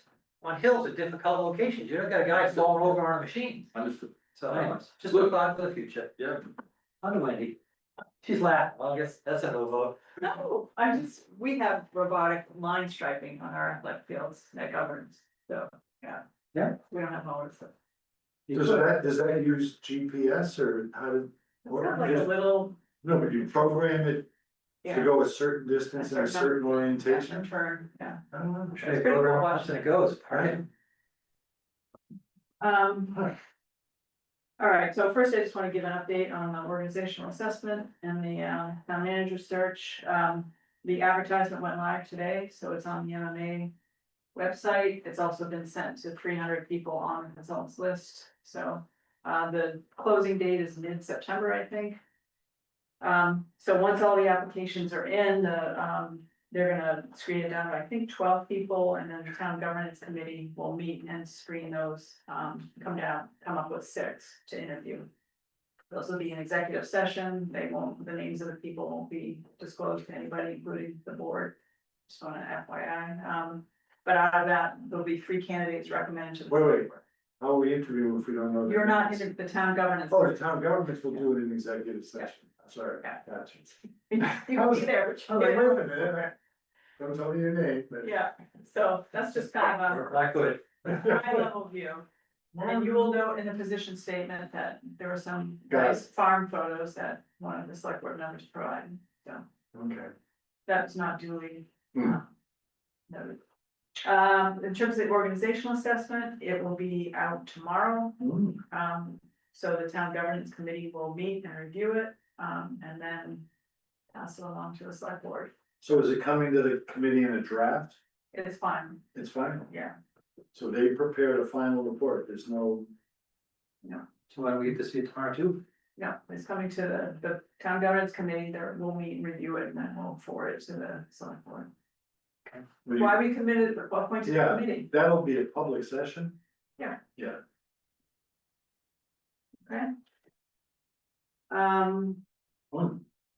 So, one potential fall town meeting item was the SGAR ban, Kathy Ellis, Yeah. so she's gonna be unhappy for not having that, but, I just wanted to, she's talking about banning it throughout town, not just on town property. And that would take a bylaw? No, that's, I don't understand the mechanics, but it's not a bylaw, you have to get a home rule petition first or approval from the state. Are you familiar with that? I've heard a little bit about it, but Yeah. Did she send anything in writing that we've seen? It was before she gave us a presentation, there is a warrant article request in for it, so but We haven't seen anything. We voted the one for the municipal one Yeah. to do it, but we haven't seen anything on this. yeah, but the state didn't decide by July 31st, so now everybody who had previously applied and town meeting had approved has to reapply, so. I think we're probably gonna have to wait for the state to get up to speed on this, but. Yeah, I mean, if there's a step that has to happen before we could act on it in town. No, yeah, so we have to approve it at town meeting, then it goes to the state, and they have to decide on it to allow us to do a bylaw, because it's more stringent than. State law. Yeah, State There's justice no way law to control control. that, isn't Yeah. I'm trying to. But is there anything we can do that's, I'll call it more voluntary and informational, or? we already banned it on town property. Yeah, but I mean, for in town, just to get, how is she getting the message out otherwise? Facebook and, Yeah, I mean, so, I wouldn't mind having, if she's not, if she's gonna be made aware that we may not have a town meeting, that if she wants to find a way for us to adopt some resolution to communicate it more broadly than Facebook. So they get discussion. Yeah. so- The town website. So this is the pesticide. Yeah, This is second the- generation. Yeah. requirement, yeah, so we did This is the a select board rodent policy. control that affects birds. Predators. Yeah. We did, we have a select board policy on it now. The town, For town. but I'm not sure what. Yeah, I'm just saying, can we take a look at, put it on an agenda to look at it as a townwide resolution to encourage it? I don't know if the resolution's the right way to do it, but yeah, we can have it in our future then. Trying to think of a way of letting her know that we're not just saying, I know. Oh, she knows, I mean, we've been working on this, she No. can do a meeting and No town meeting, then it won't get moved forward. until the spring. Right. Annual town meeting. She's willing to wait till the spring, if there's, she don't know. All right, moving on. The Pentucket allocation, the cost allocation, that this is a future agenda item. We have agreement between the superintendent and the towns that are working on it on a date. So I guess my hesitation is still that it's being issued as a directive from the three towns to the school committee. I would prefer something like a mutual agreement. So I'm just bringing it up that Sean received a signed letter, so they're expecting us to act on it, but I still have the same concern that the approach is being, Did we get the signed letter, the letter? no. So how, what's the action, what is the This action? is, were you on the board when we discussed this previously? I can't remember. No, So this unless it is, was since June, this is cost allocation for Kentucky Regional, right? one of the three Capital or both, operation. operation? One of the three towns feels like it's not fair. Oh, this is the Groveland thing with this tiny percentage? Let's be discreet. No, but it was already in Yes. public, and Yeah. it's the Groveland, that very small percentage Yeah. of some adjustment. Yeah, so there's, Yeah, so there's been agreement now between the superintendent and this group. yeah, And so I'm just making you aware that Oh, that's great. come back, but I'm also saying that I would like it to be more in the form of memorandum of understanding between the three towns and the school committee. Rather than three towns signing a letter saying, you must do this. oh, yeah, no, go do the right All right. thing, yes, absolutely. Chris, do you Okay. have any opinion on that? Confused on, it, to be honest, if the superintendent agrees, the town agrees on it. But it's not in writing, so we were hoping to have a written agreement between. the Well, towns. yeah, that's fine. So would we be the ones putting the impetus behind getting it done that way, or Sounds it. do the other towns want it that way? I don't know, Oh, so I'm asking you, Yes. if I draft something, are you okay with me? Yes. Floating by it? yeah, yeah, I just wanted to go in a little more detail on the library feasibility study update that we had. The consultant presented 4 proposals of modifications to the library. Hmm. The main intent is to create a meeting space for 100 people, and then private study rooms that people could come to, like work from home or tutoring and that kind of thing. So none of those could be accomplished by reorienting the interior space. They would all require additions in some form. So just want to make you aware that that's what's currently being evaluated. Is that needed? I guess. Yeah. That they believe that it is, not the library board. Programmatically, very, very hard to do a lot of the community. Programs that libraries are looking to do, you know, whether it's, you know, meetings. I think there's parking for 100 people there. yeah, no, it's. That came up. That's a part of it. So, Just the cart making before the you aware horse that- here? Well, no, I think they're, you know, they're exploring some things, and I think, you know, they're having, you know, important conversations about, you know, some of the needs, but.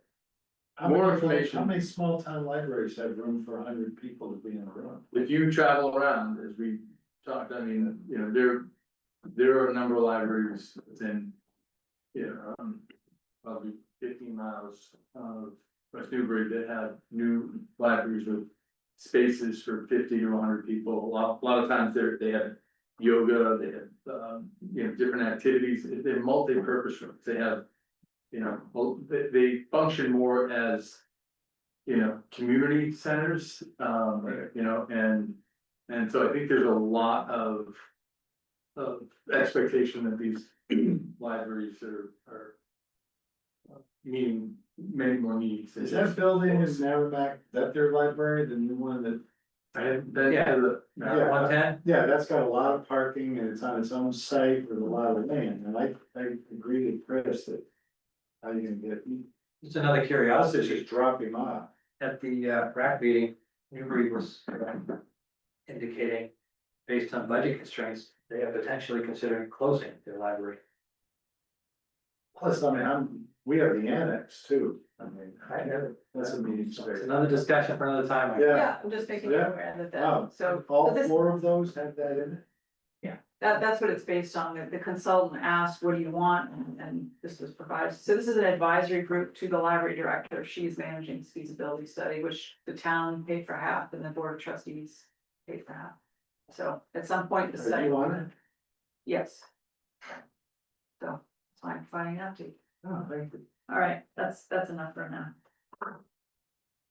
Anything else? It's like the time. I could have an error time in my head. Yeah. All right. So I move to go into executive session for chapter 38, section 21A3. Second, Second, All in favor, Reed, aye. legal line. well, Okay. Adjourned it, so we'll resume for the sole purpose of adjournment. Okay.